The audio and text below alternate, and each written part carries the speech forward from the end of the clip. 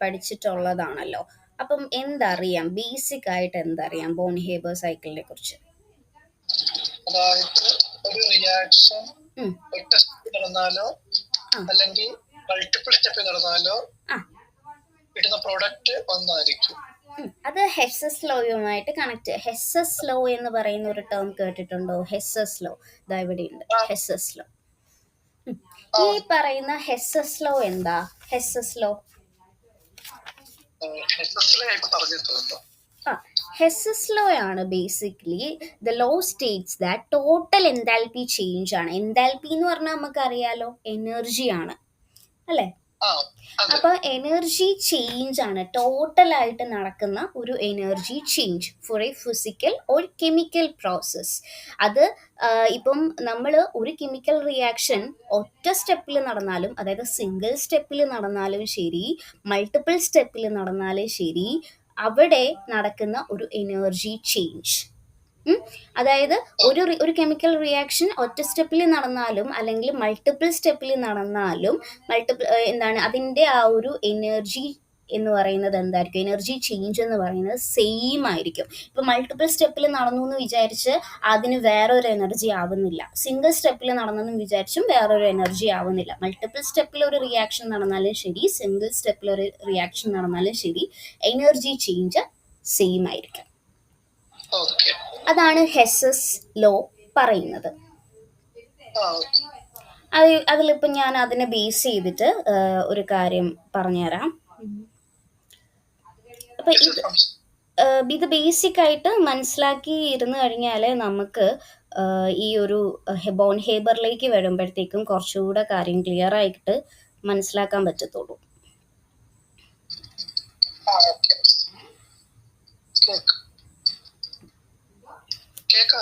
കേൾക്കാം. ഇപ്പം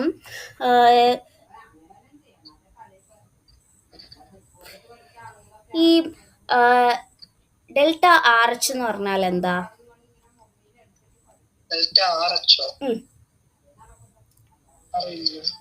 കേട്ടിട്ടില്ല? ഡെൽറ്റ എച്ച് എന്ന് പറഞ്ഞാൽ എന്താ? Change in enthalpy. അപ്പം ഡെൽറ്റ ആർ എച്ച് പോട്ടെ. ഇപ്പം ഞാൻ എ ബി സി ഡി ഇവിടെ ഇപ്പം എയിൽ നിന്ന് ഡി ആയിട്ടാണ് എയിൽ നിന്ന് ബി ആയിട്ട് മാറി. ബോർഡ് കാണുന്നില്ല സ്ക്രീനില്? എക്സ്പ്ലോർ ഇപ്പൊ കാണുന്നില്ലേ? എക്സ്പ്ലോർ കാണുന്നുണ്ടല്ലോ അല്ലേ? ഓക്കെ. അപ്പോ ഇങ്ങനെയാ വരുന്നതെന്ന് വിചാരിച്ചോ? ഓക്കെ. ഇപ്പൊ എയിൽ നിന്ന് ഡി ആയിട്ട് മാറി. ഇതൊരു ഒറ്റ സ്റ്റെപ്പിൽ നടന്നാലും ശരി, ഈ എയിൽ നിന്ന് ഡിയിലേക്ക് മാറിയത് എ ഡി കണ്ടോ? A D. ഈ എയിൽ നിന്ന് ഡിയിലേക്ക് മാറിയത് ഇതൊരു ഒറ്റ സ്റ്റെപ്പിൽ നടന്നാലും ഇപ്പൊ ഒറ്റ സ്റ്റെപ്പിൽ നടക്കുന്ന ഒരു എൻതാൽപ്പി ചേഞ്ചും മൾട്ടിപ്പിൾ സ്റ്റെപ്പ് എന്ന് പറഞ്ഞാൽ എന്താ? ഇപ്പൊ എയിൽ നിന്ന് ഡി ആവണമെങ്കിൽ ആദ്യം അതെന്താവണം? ബി ആവണം. പിന്നെ ബിയിൽ നിന്ന് അതെന്താവണം? സി ആവണം. പിന്നീടാണ് അതെന്തായി മാറേണ്ടത്? ഡി ആയിട്ട് മാറേണ്ടത് അല്ലേ? അപ്പോൾ ഇത് ഒറ്റ സ്റ്റെപ്പിൽ നടന്നാലും ശരി, മൾട്ടിപ്പിൾ സ്റ്റെപ്പിൽ നടന്നാലും ശരി, എന്തായിരിക്കും? എനർജി സെയിം ആയിരിക്കും. സെയിം എനർജി ചേഞ്ച് ആയിരിക്കും. ഇനിയിപ്പം ഇത് എയിൽ നിന്ന് ആദ്യമേ ഡിയിലേക്ക് ആയിട്ട് മാറി. ഒരു ഒറ്റ സ്റ്റെപ്പിൽ നടന്ന റിയാക്ഷൻ ആണ്. Enthalpy change of the reaction എന്ന് പറയുന്നത് എന്താണ്? അതാണ് എന്ത്? Delta R H. ഓക്കെ. ഇനി R H enthalpy change of the reaction. ഇതൊരു റിയാക്ഷനാ. എയിൽ നിന്ന് ഡി ആയിട്ട് അത് മാറാന്ന് പറയുന്നത് ഒരു റിയാക്ഷൻ ആയിട്ട് നമ്മളിപ്പോ കൺസിഡർ ചെയ്യാം. അപ്പോൾ എൻതാൽപ്പി ചേഞ്ച് ഇതൊരു ഒറ്റ സ്റ്റെപ്പിൽ ഇപ്പം നടന്നതെന്ന് വിചാരിച്ചു. ഇനി ഇതിപ്പോൾ പല സ്റ്റെപ്പിലൂടെയാണ് നടക്കുന്നതെന്ന് വെച്ചാൽ എങ്ങനെയായിരിക്കും? ആദ്യം എന്താവും? അത് എയിൽ നിന്ന് ബി ആകും അല്ലേ? അപ്പം ഡെൽറ്റ എച്ച് 1 എന്ന് നമുക്ക് പറയാം. എൻതാൽപ്പി ചേഞ്ച് ആദ്യം നടന്നു. പിന്നെ ബിയിൽ നിന്ന് അത് എന്തായി മാറി? Del2 ആയിട്ട് മാറി അല്ലേ? ബിയിൽ നിന്ന് അത് സിയിലേക്ക് മാറി. അപ്പോൾ എൻതാൽപ്പി ചേഞ്ച് 2 എന്ന് നമുക്ക് കൊടുക്കാം. പിന്നെ അത് സിയിൽ നിന്ന് ഡി ആയിട്ട് മാറി. അപ്പം എൻതാൽപ്പി ചേഞ്ച് 3 എന്ന് കൊടുക്കാം. അപ്പം ഈ മൾട്ടിപ്പിൾ സ്റ്റെപ്പിലൂടെ അത് നടക്കാം. അതേപോലെ തന്നെ എന്തുമാകാം, സിംഗിൾ സ്റ്റെപ്പിലൂടെയും അത് നടക്കാം. അപ്പം enthalpy change of a reaction is equal to delta H1 plus delta H2 plus delta H3. ഇത്രയും കാര്യത്തിൽ എന്തെങ്കിലും ബുദ്ധിമുട്ടുണ്ടോ? ക്ലിയർ ആണ്. ഓക്കെ. ഇനി ഹെസ്സസ് ലോയിൽ കുറച്ച് കാര്യം കൂടി പറയാനുണ്ട്. ഇപ്പോൾ ഒരു പ്രോസസ്സ് നടക്കുന്നത് ഒരു കെമിക്കൽ പ്രോസസ്സോ അല്ലെങ്കിൽ ഒരു ഫിസിക്കൽ പ്രോസസ്സോ ഏതൊരു പ്രോസസ്സ് നടക്കുന്നത് സിംഗിൾ സ്റ്റെപ്പിലൂടെ ആണെങ്കിലും അല്ലെങ്കിൽ ഒന്നിലധികം സ്റ്റെപ്പിലൂടെ ആണെങ്കിലും അവിടെ ഉണ്ടാകുന്ന ടോട്ടൽ എൻതാൽപ്പി ചേഞ്ച് എന്തായിരിക്കും? കോൺസ്റ്റന്റ് ആയിരിക്കും, ഫിക്സ്ഡ് ആയിരിക്കും. സിംഗിൾ സ്റ്റെപ്പിൽ നടന്നാലും ശരി, മൾട്ടിപ്പിൾ സ്റ്റെപ്പിൽ നടന്നാലും ശരി, എനർജി ചേഞ്ച് എന്തായിരിക്കും? കോൺസ്റ്റന്റ്. ഡിഫറൻസ് ഒന്നും ഉണ്ടാകത്തില്ല. ഇപ്പം മൾട്ടിപ്പിൾ സ്റ്റെപ്പിൽ ഇപ്പം നടന്നെന്ന് വിചാരിച്ചൊന്നും എന്ത് ചെയ്യുന്നില്ല, കൂടുതൽ എനർജി ചേഞ്ച് അവിടെ നടക്കുന്നില്ല, വ്യത്യാസം വരുന്നില്ല. അപ്പോൾ എൻതാൽപ്പി ചേഞ്ച് എന്ന് വെച്ചാൽ ടോട്ടൽ ഹീറ്റ് കണ്ടന്റ് ആണ് കേട്ടോ. ടോട്ടൽ ഹീറ്റ് കണ്ടന്റിന് ഒരു വ്യത്യാസവും വരുന്നില്ല എന്നുള്ളതാണ്. ഒരു പ്രോസസ്സ് നടക്കുന്ന സമയത്ത് അവിടെ ഉണ്ടാകുന്ന ഹീറ്റ് എക്സ്ചേഞ്ച്, അതായത് ഡെൽറ്റ എച്ച് എന്ന് പറയുന്നത് എന്താണ്? ചേഞ്ച് ഇൻ എൻതാൽപ്പി കോൺസ്റ്റന്റ് ആയിരിക്കും. ഇപ്പം ഈ എ എന്ന് പറയുന്ന സിസ്റ്റത്തിൽ എന്താണ്, ഈ എ എന്ന് പറയുന്ന സ്റ്റേറ്റിൽ ഒരു സിസ്റ്റം ഉണ്ട് എന്ന് വിചാരിക്കാം. അതിനെ നമ്മൾ എന്തൊക്കെയോ ചെയ്ത് അതെന്തായി മാറി? ഡി എന്ന് പറയുന്ന സ്റ്റേറ്റിലേക്ക് മാറി. അപ്പൊ എ എന്ന് പറയുന്നത് ഡി ആയിട്ട് മാറുന്ന സമയത്ത് ഉണ്ടാകുന്ന total enthalpy change delta H ആണെന്ന് വിചാരിക്കാം. Delta H. Okay. Delta H നമുക്ക് എൻതാൽപ്പി ചേഞ്ച് വെച്ച് പഠിക്കാം. അത് റിയാക്ഷൻ വരുമ്പോഴാണ് ആർ എച്ച് വരുന്നത്. ഇപ്പം ഞാൻ എൻതാൽപ്പി ചേഞ്ചിന്റെ കാര്യം പറയല്ലേ, ഹീറ്റ് കണ്ടന്റിന്റെ കാര്യം പറയല്ലേ. അപ്പം എന്താണ് എ എന്ന് എൻതാൽപ്പി ഓഫ് റിയാക്ഷൻ എന്ന് പറഞ്ഞാലും കുഴപ്പമില്ല. അപ്പൊ ഡെൽറ്റ എച്ച് ആണെന്ന് വിചാരിക്കാം. ഇപ്പൊ ഈ എ എന്ന് പറയുന്നത് ഡി ആയിട്ട് മാറുന്നതിനിടയിൽ കുറച്ച് സ്റ്റെപ്സ് ഉണ്ടാകുമല്ലോ. അതായത് എ എന്ന് പറയുന്നത് ആദ്യം എന്താകുന്നു? ബി ആകുന്നു. പിന്നെ ബി എന്ന് പറയുന്നത് എന്തായിരുന്നു? സി ആകുന്നു. എന്നിട്ടാണ് അത് എന്തായി മാറുന്നത്? ഡി ആയിട്ട് മാറുന്നത് അല്ലേ? അപ്പൊ എങ്കില് ഇതിന് ഓരോ സ്റ്റെപ്പിനിടയിലും എൻതാൽപ്പി ചേഞ്ച് ഉണ്ടായിരിക്കും. എ ആദ്യം ബി ആയി മാറി. ആ സമയത്ത് എന്ത് ചെയ്യുന്നുണ്ട്? ഒരു ഹീറ്റ് എക്സ്ചേഞ്ച് ഉണ്ട് അല്ലേ? ആ ഒരു എൻതാൽപ്പി ചേഞ്ച് ഉണ്ട്. അതിനെയാണ് നമ്മൾ എന്തെന്ന് പറയുന്നത്? ഡെൽറ്റ H1 എന്ന് കൊടുക്കുന്നത്. അടുത്തത് എന്തായാലും ബി എന്ന് പറയുന്ന സി ആയിട്ട് മാറുമ്പോൾ അവിടെ ഒരു ഹീറ്റ് എക്സ്ചേഞ്ച് ഉണ്ട്. അതിനെ നമ്മൾ ഡെൽറ്റ H2 എന്ന് പറയുന്നു. അടുത്തത് സി എന്ന് പറയുന്നത് ഡി ആയിട്ട് മാറുമ്പോൾ അവിടെ ഒരു ഹീറ്റ് എക്സ്ചേഞ്ച് നടക്കുന്നുണ്ട്. അതിനെ നമ്മൾ എന്തെന്ന് പറയും? ഒരു എൻതാൽപ്പി ചേഞ്ച് നടക്കുന്നുണ്ട്. അതിനെ നമ്മൾ ഡെൽറ്റ H3 എന്ന് കൊടുക്കുന്നു. അപ്പോൾ ഇവിടെയുള്ള total enthalpy change delta H എന്ന് പറയുന്നത് അതിനകത്തുള്ള ഈ റിയാക്ഷന് അകത്തുള്ള എന്താണ്? അകത്തുണ്ടാക്കുന്ന ആ ഒരു ഡെൽറ്റ എച്ചിന്റെ സമ്മിന്, ഇപ്പൊ ഇവിടെ ഉണ്ടാകുന്ന ഓരോ സ്റ്റെപ്പിലും ഇപ്പൊ ഇവിടെ ഉണ്ടാകുന്ന ആ ഒരു ഓരോ പ്രോസസ്സുകളുടെ ഡെൽറ്റ എച്ചിന്റെ സമ്മിന് ഈക്വൽ ആയിരിക്കും. അതാണ് എന്ത്? Delta H is equal to delta H1 plus delta H2 plus delta H3. മനസ്സിലായോ? അത്രയേ ഉള്ളൂ. അപ്പം നമ്മളിപ്പം എന്താണ് ഈ delta H is equal to delta H1 plus delta H2 plus delta H3ൻ്റെയും സമ്മായിരിക്കും. ഇത്രയേ ഉള്ളൂ. അതായത് എന്താണ്? ഡെൽറ്റ എച്ച് എന്ന് പറയുന്നത് അതിനകത്ത് നടക്കുന്ന പ്രോസസ്സുകളുടെ ഡെൽറ്റ എച്ചിന്റെ സമ്മിന് ഈക്വൽ ആയിരിക്കും. അത്രയേ ഉള്ളൂ.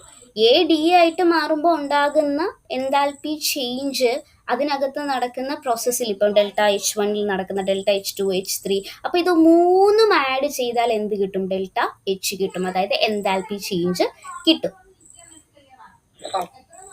അപ്പം ഒരു സ്റ്റെപ്പിലൂടെ നടക്കുന്ന എൻതാൽപ്പി ചേഞ്ച് ആണെങ്കിലും ശരി, ഒന്നിലധികം സ്റ്റെപ്പിലൂടെ നടക്കുന്ന ടോട്ടൽ എൻതാൽപ്പി ചേഞ്ച് ആണെങ്കിലും ശരി, രണ്ടും എന്തായിരിക്കും? ഈക്വൽ ആണ്.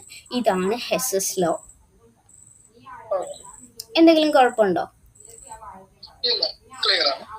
ഇനി ഇത് ബോൺ ഹേബർ സൈക്കിളുമായിട്ട് മാച്ച് ചെയ്ത് പറയാൻ സാധിക്കണം നമുക്ക്. അപ്പം അതാണ് ഇനി ഞാനിവിടെ പറയാൻ പോകുന്നത്. ബോൺ ഹേബർ സൈക്കിളിനെ ബേസ് ചെയ്തിട്ടാണ് പറയുന്നത്. വലിയ കാര്യമൊന്നുമില്ല, നമുക്ക് അറിയുന്ന കാര്യം ഒന്നുമില്ല. ബോൺ ഹേബർ റെക്കോർഡ് ചെയ്യുമ്പോൾ ആ സ്ക്രീൻ ചെറുതല്ലേ, റെക്കോർഡ് അതായത് നമ്മൾ ഫോണിലാണല്ലോ ഇപ്പം ഈ ബോർഡ് യൂസ് ചെയ്യുന്നത്. അപ്പോൾ ബോർഡ് യൂസ് ചെയ്യുന്ന സമയത്ത് നമുക്ക് ലാപ്പിൽ യൂസ് ചെയ്താൽ നമുക്ക് ഫോണിൽ എഴുതുന്ന അത്രയും സ്മൂത്ത് ആയിട്ട് നമുക്ക് ലാപ്പിൽ എഴുതാൻ പറ്റില്ല. അതുകൊണ്ടാണ് നമ്മൾ ഫോണിൽ വൈറ്റ് ബോർഡ് യൂസ് ചെയ്യുന്നത്. പിന്നെ നമ്മൾ പേപ്പറിൽ എഴുതി കാണിക്കാമെന്ന് വെച്ച് കഴിഞ്ഞാൽ അപ്പം അത് നമുക്ക് റെക്കോർഡിങ്ങിൽ കിട്ടില്ല. റെക്കോർഡഡ് ക്ലാസ്സിലേക്ക് ബാക്ക് ക്യാമറ ഓൺ ആക്കി കഴിഞ്ഞാൽ അത് കിട്ടില്ല. കഴിഞ്ഞ ക്ലാസ്സിലൊക്കെ നോക്കിയപ്പോഴും ഡിസ്റ്റൻസ് ആയിട്ട് കേട്ടോ. അത് ബുദ്ധിമുട്ടുണ്ടോ? കാണാൻ ബുദ്ധിമുട്ടുണ്ടോ?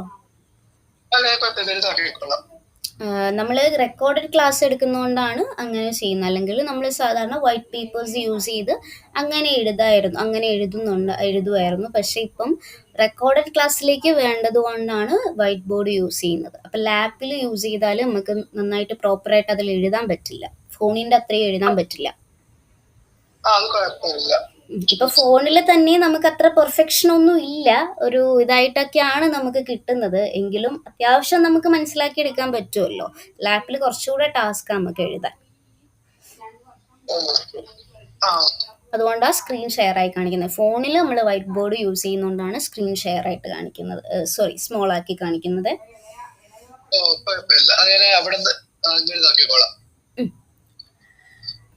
പറയട്ടെ. ഓക്കെ, അപ്പോൾ NaClനെ നമ്മൾ എക്സാമ്പിൾ ആക്കി വെച്ചുകൊണ്ടാണ് ബോൺ ഹേബർ സൈക്കിൾ പറയുന്നത്. NaCl എങ്ങനെ ഉണ്ടാകുന്നു? നമുക്കറിയാം, സോഡിയവും ക്ലോറിനും കൂടി കമ്പൈൻ ചെയ്തിട്ടാണല്ലോ NaCl ഉണ്ടാകുന്നത്, അല്ലേ? അപ്പോൾ ഈ സോഡിയവും ക്ലോറിനും കൂടി ചേർന്ന് NaCl ഉണ്ടാകുമ്പോൾ എൻതാൽപ്പി ചേഞ്ച് എന്തൊക്കെ എൻതാൽപ്പി ചേഞ്ചിലൂടെയാണ് സോഡിയം ക്ലോറിനും കൂടി കമ്പൈൻ ചെയ്ത് ഈ ഒരു കോമ്പൗണ്ട് ആവുന്നത് എന്നാണ് നമ്മൾ ബോൺ ഹേബർ സൈക്കിളിൽ നോക്കുന്നത്. നമ്മൾ പറയുന്ന പോലെ അത്ര ഈസി അല്ല. ഇപ്പോൾ സോഡിയം ക്ലോറിനും കൂടെ കമ്പൈൻ ചെയ്ത് NaCl ആകുന്നു. അത് ഒരുപാട് പ്രോസസ്സ് കഴിഞ്ഞാണ് അവിടെ എന്തുണ്ടാകുന്നത്, NaCl എന്ന് പറയുന്ന ഒരു കോമ്പൗണ്ട് തന്നെ അവിടെ ഫോം ആവുന്നത്. അപ്പം എന്തൊക്കെ പ്രോസസ്സിലൂടെയാണ്?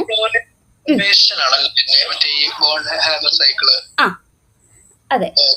അപ്പം ബോൺ ഹേബർ സൈക്കിൾ എക്സ്പ്ലെയിൻ ചെയ്യുന്നത് NaClനെ എക്സാമ്പിൾ ആക്കി വെച്ചുകൊണ്ടാണ് ബോൺ ഹേബർ സൈക്കിൾ നമ്മൾ പറയുന്നത്. അപ്പം NaCl എങ്ങനെ ഉണ്ടാകുന്നു? സോഡിയം ക്ലോറിനും കൂടി ചേർന്ന് NaCl ഉണ്ടാകുമ്പോൾ ഉണ്ടാകുന്ന എൻതാൽപ്പി ചേഞ്ചുകളാണ് നമ്മൾ നോക്കുന്നത് എന്തൊക്കെയാണെന്ന്. ഇവിടെ ഇങ്ങനെയാണ് ഇക്വേഷൻ വരുന്നത്. സോഡിയം എന്ന് പറയുന്ന ഒരു സോളിഡാണ്. സോഡിയം ഇപ്പം സോളിഡ് സ്റ്റേറ്റിലാണ് ഇരിക്കുന്നത്. ക്ലോറിൻ ഹാഫ് Cl2 എന്നാണ് ഇക്വേഷനിൽ വരുന്നത്. ഹാഫ് Cl2 എന്ന് പറഞ്ഞു കഴിഞ്ഞാൽ ഒരു ക്ലോറിനെയാണ് കേട്ടോ ഹാഫ് Cl2 എന്ന് പറയുന്നത്. അപ്പം ഇവിടെ എന്തോ അതെന്താന്ന് വെച്ച് കഴിഞ്ഞാൽ ക്ലോറിൻ എന്ന് പറയുന്നത് ഇവിടെ ഇപ്പം നമുക്ക് Cl2 എന്ന് പറഞ്ഞാൽ എന്താ, 2 ക്ലോറിനെ അല്ലേ നമ്മൾ Cl2 എന്ന് പറയുന്നത്. അപ്പം ഈ Cl2നെ ആദ്യം നമ്മൾ എന്ത് ചെയ്യും, ഒന്ന് കട്ട് ചെയ്യും. കട്ട് ചെയ്യുമ്പോൾ അതെന്താകും, 2 ക്ലോറിനായിട്ട് മാറുമല്ലോ. അപ്പം ആദ്യം തന്നെ അതെന്തായി. അപ്പം ഞാനത് പറഞ്ഞുതരാം. ഞാൻ ആ ഒരു ക്ലോറിൻ്റെ കേസ് വരുമ്പോഴത്തേക്കും ഞാനത് പറഞ്ഞുതരാവേ. ഹാഫ് വരുന്നത് എന്തുകൊണ്ടാണെന്ന് കുറച്ചുകൂടെ ഡീറ്റെയിൽ ആയിട്ട് പറയാം, അപ്പോൾ ഒന്നുകൂടെ മനസ്സിലാവും. അപ്പോൾ ഇതാണ് ഇക്വേഷൻ. സോഡിയം എന്ന് പറയുന്ന സോളിഡ് ഹാഫ് Cl2 എന്നിട്ട് എന്തായി മാറുന്നു, NaCl ആയിട്ട് മാറുന്നു. NaCl എന്ന് പറയുന്ന കോമ്പൗണ്ട് ഉണ്ടാകുന്നു. അപ്പം അത് എന്ത് വഴിയാണ്, എൻതാൽപ്പി ഓഫ് ഫോർമേഷൻ വഴിയാണ് ഉണ്ടാവുന്നത്. എൻതാൽപ്പി ഫോർമേഷൻ എന്നാണ് പറയുന്നത്. എൻതാൽപ്പി ഫോർമേഷൻ വഴിയാണ് അവിടെ ആ ഒരു പ്രോസസ്സൊക്കെ നടക്കുന്നത്. ആ ഒരു NaCl എന്ന് പറയുന്ന ആളവിടെ ഫോം ചെയ്യുന്നത്. ഇനി അത് എങ്ങനെയാണ് എന്നുള്ളതാണ് ഞാൻ പറയാൻ പോകുന്നത്. സോഡിയം എന്ന് പറയുന്നത് ഇപ്പൊ സോളിഡ് ഫോമിലാണ് നിൽക്കുന്നത് അല്ലേ? അപ്പം ഈ NaCl തമ്മിൽ പെട്ടെന്ന് അങ്ങ് ചേരുവല്ല, അവർക്കിടയിൽ എന്തൊക്കെയോ റിയാക്ഷൻസ് നടന്നു പോകുന്നുണ്ട്. ഇപ്പം NaCl എന്ന് പറയുന്നത് നമ്മൾ പറയുമ്പോൾ ഈസിയാണ്, പക്ഷെ അവരങ്ങ് പെട്ടെന്ന് അങ്ങ് ഫോം ആവുമല്ല, അവർക്കിടയിൽ കുറേ കാര്യങ്ങൾ നടന്നിട്ടാണ് അവർ NaCl എന്ന് പറയുന്ന ഒരു കോമ്പൗണ്ട് ആയിട്ട് മാറുന്നത്. എൻതാൽപ്പി ചേഞ്ചുകൾ ഉണ്ട്, അതെന്തൊക്കെയാണെന്ന് നോക്കാം. ഇപ്പം സോഡിയത്തിന് ഉണ്ടാകുന്ന മാറ്റം എന്തൊക്കെയാണ്, അതുപോലെ തന്നെ ക്ലോറിൻ ഉണ്ടാകുന്ന മാറ്റം എന്തൊക്കെയാണ്, അവർ ചേരുന്നത് കൊണ്ട് എങ്ങനെയാണ് NaCl ഉണ്ടാകുന്നത് എന്നൊക്കെയാണ് ബോൺ ഹേബർ സൈക്കിൾ നമുക്ക് പറഞ്ഞു തരുന്നത്. ഓക്കെ, അപ്പൊ സോഡിയത്തിന്റെ കേസ് നോക്കാം. സോഡിയം ആദ്യം എന്താണ്? സോളിഡ് ആണ് അല്ലേ? അതിനെന്തായി മാറണം? ആദ്യം ഗ്യാസായി മാറണം. അപ്പൊ നമ്മള് ചെറിയ ക്ലാസ്സിൽ പഠിച്ചിട്ടുണ്ട് ഗ്യാസിന് എന്തോ ഗ്യാസായി മാറിയാലല്ലേ നമ്മൾ കോമ്പൗണ്ട് ആക്കുമല്ലേ. അപ്പോൾ ഒരുപാട് റിയാക്ഷൻസിലൂടെ അവർ പോയി കഴിഞ്ഞാൽ അവർക്ക് ഒരു കോമ്പൗണ്ട് ആയിട്ട് കമ്പൈൻ ചെയ്ത് ഇപ്പോൾ സോഡിയം ക്ലോറിനും കൂടെ കമ്പൈൻ ചെയ്ത് വരുമ്പോഴത്തേക്കും ആണ് എന്തായി മാറുന്നത്? ഒരു കോമ്പൗണ്ട് ആയിട്ട് മാറുന്നത്. NaCl എന്ന് പറഞ്ഞൊരു കോമ്പൗണ്ട് കിട്ടുന്നത്. ആ കോമ്പൗണ്ട് കിട്ടണമെങ്കിൽ അവർ വെറുതെ അങ്ങ് കമ്പൈൻ ആയാൽ ആ കോമ്പൗണ്ട് ഉണ്ടാവില്ലല്ലോ. ഒരുപാട് റിയാക്ഷൻസിലൂടെ പോയി കഴിയുമ്പോഴാണ് അതൊരു കോമ്പൗണ്ട് ആയിട്ട് മാറുന്നത്. അപ്പോൾ സോഡിയം ഗ്യാസായി മാറുന്ന ഒരു പ്രോസസ്സിന് ഒരു പേരുണ്ട്. നമ്മളിപ്പം ഏതൊരു ആളെയും, ഒരു സോളിഡ് ആയിട്ടുള്ള ഒരാളെ നമ്മൾ ഗ്യാസ് ആക്കി മാറ്റാനുള്ള ഒരു പ്രോസസ്സ് എന്താ? സബ്ലിമേഷൻ. അപ്പം എന്തായി മാറും? സോഡിയം എന്ന് പറയുന്ന ആള് എന്തായിട്ട് മാറും? ആദ്യം എൻതാൽപ്പി ഓഫ് സബ്ലിമേഷൻ ആവും. എൻതാൽപ്പി ചേഞ്ചിന് എൻതാൽപ്പി ഓഫ് സബ്ലിമേഷൻ. അപ്പോൾ അതെന്തായി മാറും? ഗ്യാസ് ആയി മാറും. അപ്പം നമ്മൾ ഗ്യാസ് ആയി കഴിഞ്ഞ് കഴിഞ്ഞാൽ ഈ സോഡിയം എന്ന് പറയുന്നത് ഒരു ഇലക്ട്രോണിനെ വിട്ടുകൊടുത്ത് അതെന്തായിട്ട് മാറണം? Na+ ആയിട്ട് മാറണം. നമ്മൾ എപ്പോഴും ഓർക്കണം, Na+ഉം Cl- കൂടി ചേരുമ്പോഴാണ് അവർ എന്തായി മാറുന്നത്? NaCl എന്ന് പറയുന്ന കോമ്പൗണ്ട് ഉണ്ടാകുന്നത്. അതെപ്പോഴും ഓർക്കണം. അപ്പം ആദ്യം സോഡിയം എന്തായി? ഒരു സോളിഡ് ഫോമിലായിരുന്നു, അതിനെ എന്താക്കി മാറ്റി? നമ്മൾ ഗ്യാസായി മാറി. അതിന് വേണ്ടതാണ് sublimation, enthalpy of sublimation. Sublimation എന്നുള്ള പ്രോസസ്സിലൂടെയാണ് സോഡിയം എന്താകുന്നത്? ഒരു സോളിഡ് ഫോമിൽ നിന്നത് എന്തായി മാറുന്നത്? ഗ്യാസ് ഫോമിലേക്ക് മാറുന്നത്. അപ്പം ഒരു എന്ത് ചെയ്തു? സോഡിയത്തിൽ നിന്ന് പിന്നെ അതെന്ത് ചെയ്യണം? സോഡിയം ഗ്യാസ് രൂപത്തിൽ ഇപ്പം എത്തി നിൽക്കുക. അപ്പം ആ ഗ്യാസ് രൂപത്തിൽ എത്തി നിൽക്കുമ്പോഴാണ് അവർക്ക്, ഞാൻ മുമ്പേ പറഞ്ഞിട്ടുണ്ടല്ലോ, ഗ്യാസ് രൂപത്തിൽ വരുമ്പോഴല്ലേ അവരൊരു ഇലക്ട്രോണിനെ വിട്ടുകൊടുക്കുന്നത്. നമ്മൾ പഠിച്ചിട്ടില്ലേ? അപ്പോൾ ഒരു ഇലക്ട്രോണിനെ വിട്ടുകൊടുക്കണമെങ്കിൽ അത് എന്ത് പേരാന്നാ ഞാൻ പറഞ്ഞേ? അപ്പം ഞാൻ ഇവിടെ സ്ഥലമില്ലാത്തതുകൊണ്ട് ഇങ്ങനെ ഇപ്പൊ ഒന്ന് എഴുതി കാണിക്കുകയാണ് മനസ്സിലാവാൻ വേണ്ടിയിട്ട്. Na+ ആയി മാറണമെങ്കിൽ ഇപ്പൊ സോഡിയം ഗ്യാസ് ആയിട്ട് ഇപ്പൊ നിൽക്കുക, ഇനി അതെന്തായി മാറണം? Na+ ആയിട്ട് മാറണം. അപ്പൊ Na+ ആയി മാറണമെങ്കിൽ എന്താ അവിടെ വരേണ്ടത്? സോഡിയത്തിൽ നിന്ന് ഒരു ഇലക്ട്രോണെ വിട്ടുകൊടുക്കുമ്പോൾ സോഡിയം കുറച്ച് എനർജി എന്ത് ചെയ്യും? അപ്പൊ ആ എനർജി എന്താ? എന്താണ് ആ എനർജിയുടെ പേര്? ഇലക്ട്രോണിനെ വിട്ടുകൊടുക്കാൻ ആവശ്യമായിട്ടുള്ള എനർജിയുടെ പേരെന്താ? Ionisation enthalpy. അപ്പം അവിടെ എന്താ നടന്നേ? അയോണൈസേഷൻ എൻതാൽപ്പിയാണ് നടന്നത്. ഇത്രയും കേസാണ് സോഡിയത്തിന്റെ ഇതിൽ വരുന്നത്. ഇനി നമുക്ക് ഇത് മായ്ക്കുകയാണെ, സ്ഥലമില്ല അടുത്തത് എഴുതാൻ. ഇത്രയും സോഡിയത്തിന്റെ കേസ് ഓക്കെ അല്ലേ? ഇനി നമുക്ക് ക്ലോറിന് എന്താ സംഭവിക്കുന്നതെന്ന്. ഗ്യാസ് ആയിട്ടാണ് ഇലക്ട്രോണിനെ അവർ റിലീസ് ചെയ്യുന്നത്. ആദ്യം സോഡിയം എന്ന് പറയുന്ന സോളിഡ് ഫോമിലാണ്. സോളിഡ് ഫോമിൽ ഇരിക്കുമ്പോൾ സബ്ലിമേഷൻ പ്രോസസ്സിലൂടെ, എൻതാൽപ്പി ഓഫ് സബ്ലിമേഷനിലൂടെ എന്ത് ചെയ്യുന്നു? ഗ്യാസ് ആയിട്ട് മാറുന്നു. സോളിഡ് ഗ്യാസ് ആവുന്ന പ്രോസസ്സിന്റെ പേരാണ് സബ്ലിമേഷൻ. അപ്പോൾ എൻതാൽപ്പി ഓഫ് സബ്ലിമേഷൻ നടക്കുന്നു. എന്നിട്ട് ഗ്യാസ് ആയതിനു ശേഷം അതെന്ത് ചെയ്യുന്നു? Na+ ആവണമെങ്കിൽ ഒരു ഇലക്ട്രോണിനെ വിട്ടുകൊടുക്കണം. ഒരു ഇലക്ട്രോണിനെ വിട്ടുകൊടുക്കാൻ വേണ്ടതാണ് ഒരു എനർജി വേണം. ആ എനർജിയാണ് ionization. So enthalpy of ionization. അത്രയും കാര്യം നടക്കുമ്പോഴാണ് Na+ ആയിട്ട് എന്ത് ചെയ്യുന്നത്, സോഡിയം മാറുന്നത്. ഓക്കെ അല്ലേ? ഓക്കെ. അപ്പോൾ അതിനെയാണ് അയണൈസേഷൻ എൻതാൽപ്പി എന്ന് പറയുന്നത്. അപ്പോൾ അവിടെ ഉണ്ടാകുന്ന എനർജി ചേഞ്ചിനെയാണ് എൻതാൽപ്പി ഓഫ് അയണൈസേഷൻ എന്ന് പറയുന്നത്. അതാണ് നമ്മൾ നേരത്തെ പറഞ്ഞ IH ഇങ്ങനെയാണ് വരുന്നത്.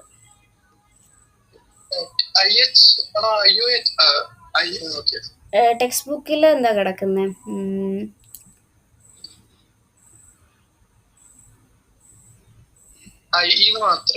അയണൈസേഷൻ എനർജി എന്നുള്ളത് കാണിക്കാനാണ് IE എന്ന് കൊടുത്തത്. അങ്ങനെ എഴുതിയാലും മതി.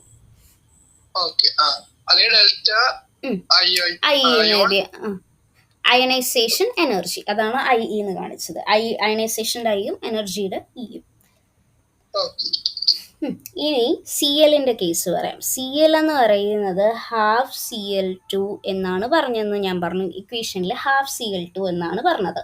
അതെന്താന്ന് വെച്ച് കഴിഞ്ഞാൽ ഇക്വേഷനിൽ ഹാഫ് Cl2 എങ്ങനെ വന്നു എന്നാണ് ഞാൻ ഈ പറഞ്ഞു തരുന്നത്. റിയാക്ഷനിലേക്ക് നമ്മൾ പോയിട്ടില്ല. ഹാഫ് Cl2 എന്ന് പറഞ്ഞു കഴിഞ്ഞാൽ 2 ക്ലോറിനാണ് അല്ലേ? അപ്പോൾ ഈ 2 ക്ലോറിനെ നമ്മൾ ആദ്യം ഒന്ന് കട്ട് ചെയ്യണം. അവർക്കിടയിലുള്ള ഒരു ബോണ്ട് കട്ട് ചെയ്യണം. ആദ്യം തന്നെ അതെന്താണ്, ഗ്യാസ് ആണ്. നമ്മുടെ ക്ലോറിൻ എന്ന് പറയുന്നത് ഇക്വേഷനിൽ റിയാക്ഷനിൽ അതെന്താണ്, ഗ്യാസ് ആയിട്ട് തന്നെയാണ് ഇരിക്കുന്നത്. അപ്പോൾ ആദ്യം തന്നെ അത് ഗ്യാസ് ആണ്. അപ്പോൾ ഇനി ഗ്യാസ് ആക്കേണ്ട കാര്യമില്ല.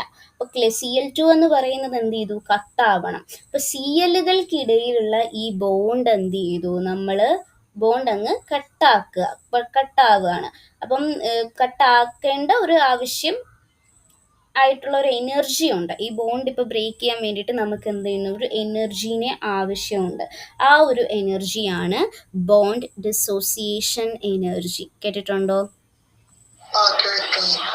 ആ ബോണ്ടിനെ നമുക്ക് ബ്രേക്ക് ചെയ്യാൻ വേണ്ട എനർജിയാണ് ബോണ്ട് ഡിസോസിയേഷൻ എൻതാൽപ്പി എനർജി എന്നൊക്കെ പറയുന്നത്. അപ്പോൾ ഈ Cl2 എന്ന് പറയുന്നത് ക്ലോറിൻ ആവാനുള്ള, Cl ആവാനുള്ള എൻതാൽപ്പി ചേഞ്ചിനെയാണ് ബോണ്ട് എൻതാൽപ്പി എന്ന് പറയുന്നത്. ഓക്കെ. അപ്പോൾ Cl ഇവനെ കട്ട് ചെയ്യാൻ കൊടുക്കുന്ന എനർജിയാണ് എന്ത്, ബോണ്ട് ഡിസോസിയേഷൻ എനർജി എന്ന് പറയുന്നത്.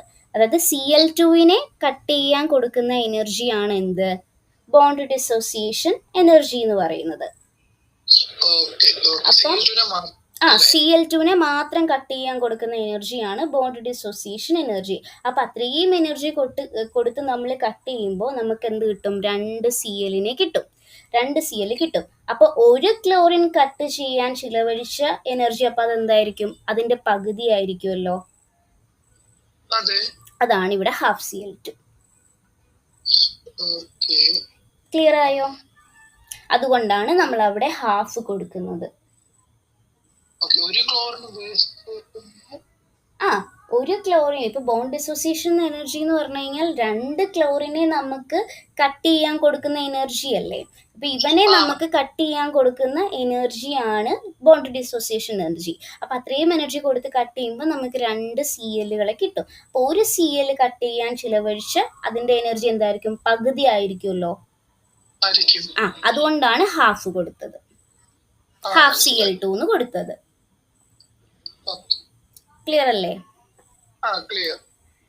അത്രയേ ഉള്ളൂ. അപ്പോൾ ഈ Clലേക്ക് വരുമ്പോൾ ഹാഫ് Cl2 എന്നാണ് ഇക്വേഷനിലുള്ളത്. അത് ഓൾറെഡി എന്താണ്, ഗ്യാസിലാണ് നിൽക്കുന്നത്. പിന്നെ നമുക്കതിനെ പ്രത്യേകിച്ച് ഗ്യാസ് ഒന്നും ആക്കണ്ട. അപ്പം Clനെ ഗ്യാസ് ഒന്നും ആക്കണ്ട. അപ്പം നമ്മൾ എന്ത് ചെയ്തു, നമ്മൾ നേരത്തെ പറഞ്ഞ പോലെ തന്നെ അവരെ എന്ത് ചെയ്യണം, അവരുടെ ബോണ്ട് ഡിസോസിയേഷൻ നടത്തണം. അവർക്കിടയിലുള്ള ഒരു ബോണ്ട് നമ്മൾ എന്ത് ചെയ്യണം, ഡിസോസിയേഷൻ കൊടുക്കണം. അതായത് ഡിസോസിയേറ്റ് ചെയ്യണം. ക്ലോറൈഡ് ആയിട്ടാണ് ഇപ്പോൾ അവർ നിൽക്കുന്നത്. 2 ക്ലോറിനുണ്ട്. അപ്പോൾ ആ ബോണ്ട് അങ്ങ് എന്ത് ചെയ്യണം, ബ്രേക്ക് ചെയ്യണം. അപ്പോൾ അതിനാണ് നമ്മൾ എന്തെന്ന് പറയുന്നത്, ബോണ്ട് ഡിസോസിയേഷൻ എനർജി എന്ന് പറയുന്നത്. അവരെ ടെക്സ്റ്റ് ബുക്കിൽ നമ്മൾ ഇപ്പോൾ കൊടുക്കുമ്പോൾ അവിടെ എഴുതിയിരിക്കുന്നത് കണ്ടോ, ഹാഫ് D എന്ന് കൊടുത്തത് എന്താണെന്നറിയാമോ?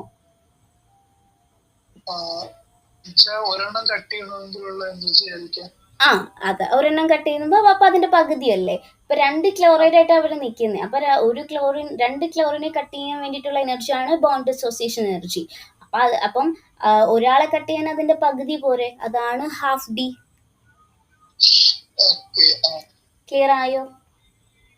ക്ലിയർ. ബാക്കി ഇപ്പൊ ഹാഫ് ബി കഴിഞ്ഞ് വരുമ്പോഴത്തേക്കും ബാക്കി ഒരു ക്ലോറിനെ വരത്തുള്ളൂ. റിസൾട്ട് ആയിട്ട് ദേ ഒരു ക്ലോറിൻ അല്ലേ ഇവിടെ ഉള്ളൂ. മനസ്സിലായോ? മനസ്സിലായി. അല്ല പക്ഷെ ബാക്കി ഇപ്പൊ ഒരു ക്ലോറിനോടെ പോയി. അതായത് നമ്മളിപ്പോ ബ്രേക്ക് ചെയ്തില്ലേ, ബോണ്ടിനെ ബ്രേക്ക് ചെയ്തില്ലേ? പിന്നെന്താ?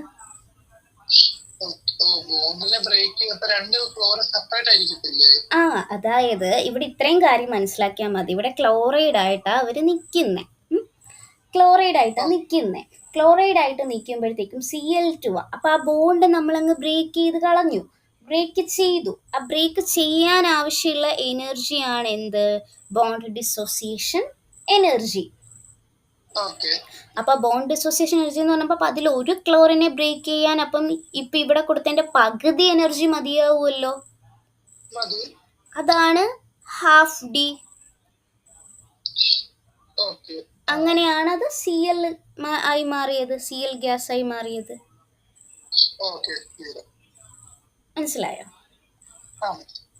അപ്പൊ ഹാഫ് Cl2 ഗ്യാസിനെ ബോണ്ട് ഡിസോസിയേഷൻ എനർജി വഴി, അതായത് ഹാഫ് ബോണ്ട് ഡിസോസിയേഷൻ എനർജി വഴി എന്ത് ചെയ്തു? Cl ഗ്യാസ് ആക്കി മാറ്റി. ഇപ്പം നമുക്ക് ഇനി അവരെ അയൺ ആക്കണ്ടേ? അയൺ ആയാലോ, ഞാൻ നേരത്തെ പറഞ്ഞു Na+ഉം Cl- ആയി കഴിഞ്ഞു കഴിഞ്ഞാൽ അവർക്ക് എന്താവാൻ പറ്റത്തുള്ളൂ? NaCl ഫോം ചെയ്യിക്കാൻ പറ്റത്തുള്ളൂ. സോ അയൺ ആകണമെങ്കിൽ എന്താ ചെയ്യാ? നമുക്കറിയാം അത് അയൺ ആവണമെങ്കിൽ എന്ത് ചെയ്യണമെന്ന്. Electron gain enthalpy. അതായത് ക്ലോറിൻ എന്ന് പറയുന്ന ഒരു ആനിയോൺ ആണ്, ഇലക്ട്രോണിനെ ഗെയിൻ ചെയ്യുന്ന ആളാണ്. അപ്പം എന്ത് ചെയ്യും? ഈ Cl ഗ്യാസ് എന്ന് പറയുന്നത് ഇലക്ട്രോണിനെ ഗെയിൻ ചെയ്യും. ഇലക്ട്രോൺ അഫിനിറ്റി എന്നും കൂടി ഇലക്ട്രോൺ ഗെയിൻ എൻതാൽപ്പിക്ക് പറയും കേട്ടോ. ഇലക്ട്രോൺ അഫിനിറ്റി എന്നാണ് ടെക്സ്റ്റ് ബുക്കിലൊക്കെ ഉള്ളത്. അപ്പം ഇലക്ട്രോൺ ഗെയിൻ എൻതാൽപ്പിയും ഇലക്ട്രോൺ അഫിനിറ്റിയും സെയിം ആണ്. ഇലക്ട്രോൺ അഫിനിറ്റി അങ്ങനെയല്ലേ ടെക്സ്റ്റ് ബുക്കിൽ കിടക്കുന്നത്? അതെ. അപ്പം എന്ന് പഠിച്ചാൽ മതിയേ.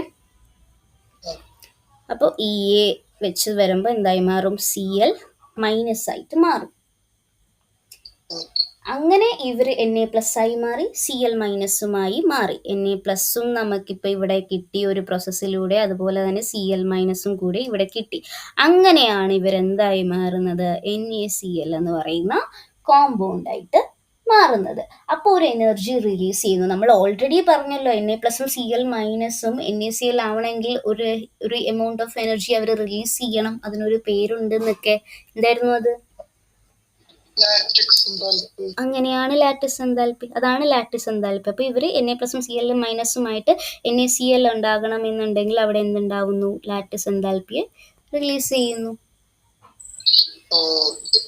അതാണ് U കേട്ടോ. ലാറ്റിസ് എൻതാൽപ്പി റെപ്രസെന്റ് ചെയ്യുന്ന ലെറ്റർ ആണ് U. ഇത് അവിടെ കണ്ടോ? 3 ലൂ വോൺ ഹേബർ സൈക്കിൾ ചുരുക്കി പറഞ്ഞ. ഇനി ആ ടെക്സ്റ്റ് ബുക്ക് ഒന്ന് നോക്കിക്കേ. കോൺസെപ്റ്റിന് എന്ത്? ഇതാണ് കോൺസെപ്റ്റ്.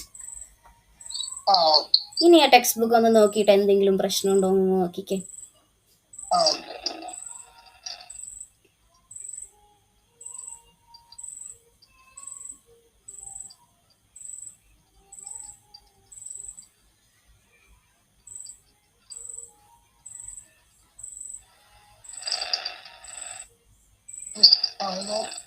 അതിനകത്ത് നമ്മൾ പേജ് നമ്പർ 12 കൊടുത്തിട്ടുണ്ട്.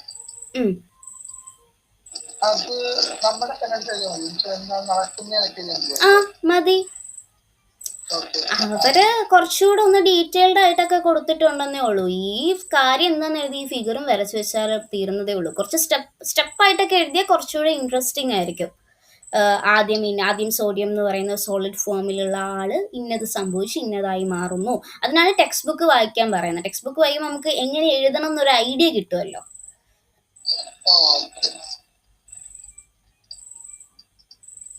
കോൺസെപ്റ്റ് ക്ലിയർ ആയോ? ഓക്കെ അല്ലേ? പ്രശ്നമില്ലല്ലോ. ഇനി ഇത് ആപ്ലിക്കേഷൻസ് ആണ്. 3 ആപ്ലിക്കേഷൻസേ ഉള്ളൂ. ജസ്റ്റ് അവരെന്താണെന്നൊന്ന് പറഞ്ഞു പോകുന്നതേ ഉള്ളൂ. അപ്പം നമുക്കും ജസ്റ്റ് അതെന്താണെന്നൊന്ന് ജസ്റ്റ് ഒന്ന് പറഞ്ഞു പോവാം. ഓക്കെ. ആപ്ലിക്കേഷൻസും ബോൺ ഹേബർ സൈക്കിള് ചോദിക്കുന്ന സമയത്ത് ആപ്ലിക്കേഷൻസും എടുത്ത് ചോദിക്കലുണ്ട് കേട്ടോ. അപ്പം ജസ്റ്റ് നമ്മൾ എഴുതാൻ അറിയണം. ആപ്ലിക്കേഷൻസ് എന്താണെന്ന് ചോദിച്ചു കഴിഞ്ഞാൽ നമുക്ക് എഴുതാൻ അറിയണം. അപ്പോൾ ആപ്ലിക്കേഷൻസിൽ ഫസ്റ്റ് വൺ ആണ് calculation of lattice energy of ionic solid. Ionic solid എന്ന് പറഞ്ഞാൽ ആരാ? ഇപ്പൊ NaCl പോലുള്ള ഒരു ലാറ്റിസ് ക്രിസ്റ്റലിനെയാണ് നമ്മൾ അയണിക് സോളിഡ് എന്ന് പറയുന്നത്. അപ്പം അത്തരത്തിലൊക്കെയുള്ള ഒരു അയണിക് സോളിഡിന്റെ ലാറ്റിസ് എൻതാൽപ്പിയെ നമുക്ക് കാൽക്കുലേറ്റ് ചെയ്യാൻ പറ്റും ആരുണ്ടെങ്കിൽ, ബോൺ ഹേബർ സൈക്കിൾ ഉണ്ടെങ്കിൽ. മനസ്സിലായോ? അപ്പോൾ ബോൺ ഹേബർ സൈക്കിള് മെയിനായിട്ട് വരുന്നത് തന്നെ എന്താണ്, ഇപ്പം ഇതുപോലെ ലാറ്റിസ് എൻതാൽപ്പി പോലെയുള്ള ആൾക്ക് ഇപ്പം നമ്മൾ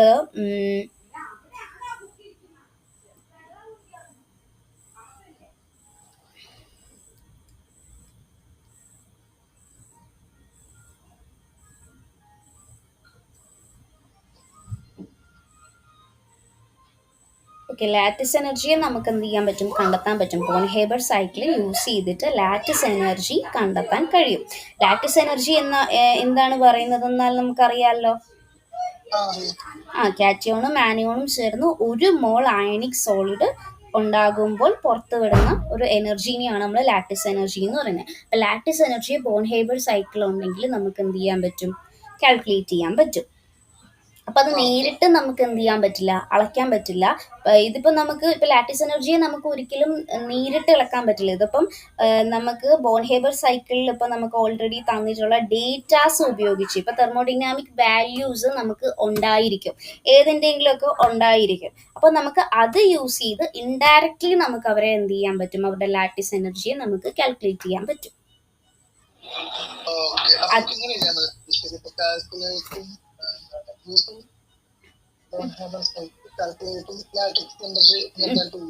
Which is the energy released.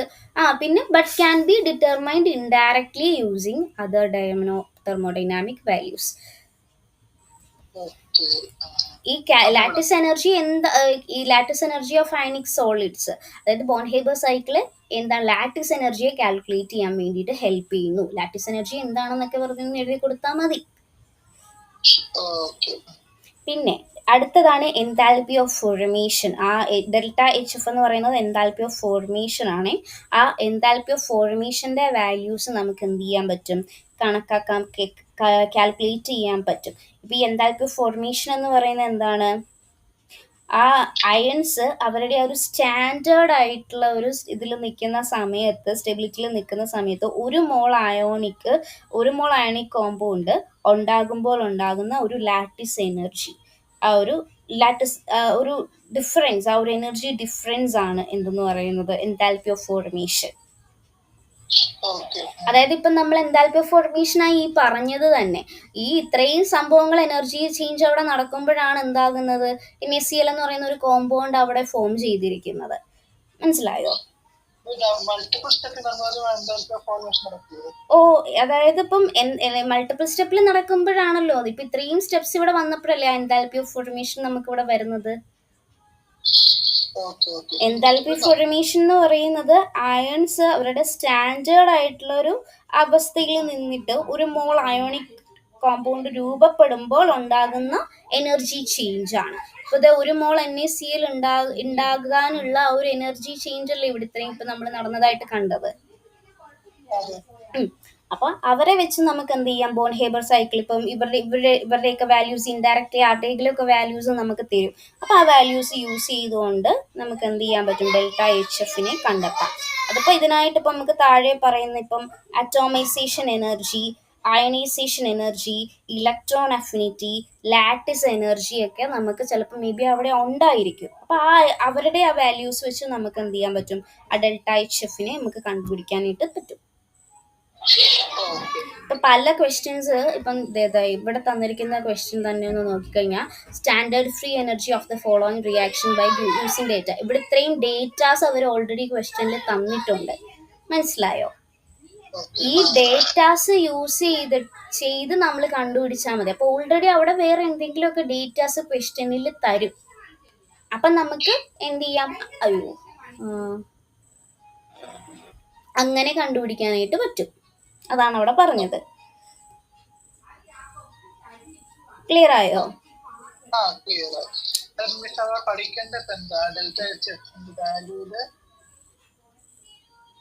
Delta H എഫിന്റെ ഇതാണോ? Delta HF positive or only slightly negative, it may indicate that the compound is less stable or may not form easily.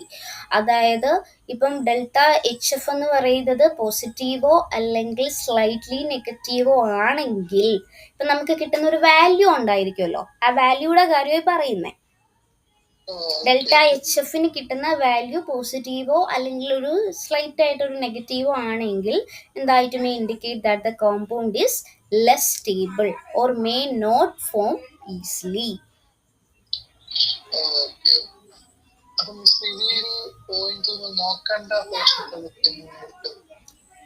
അതായത് കൂടുതലും ആപ്ലിക്കേഷൻസിൽ അങ്ങനെ ഡീറ്റെയിൽഡ് ആയിട്ട് പോവാറില്ല. മെയിനായിട്ട് പ്രോബ്ലംസ് ചിലപ്പോൾ ചോദിക്കാൻ സാധ്യത കാണുമായിരിക്കും. പ്രോബ്ലംസ് ഞാൻ ചെയ്യിപ്പിക്കാം.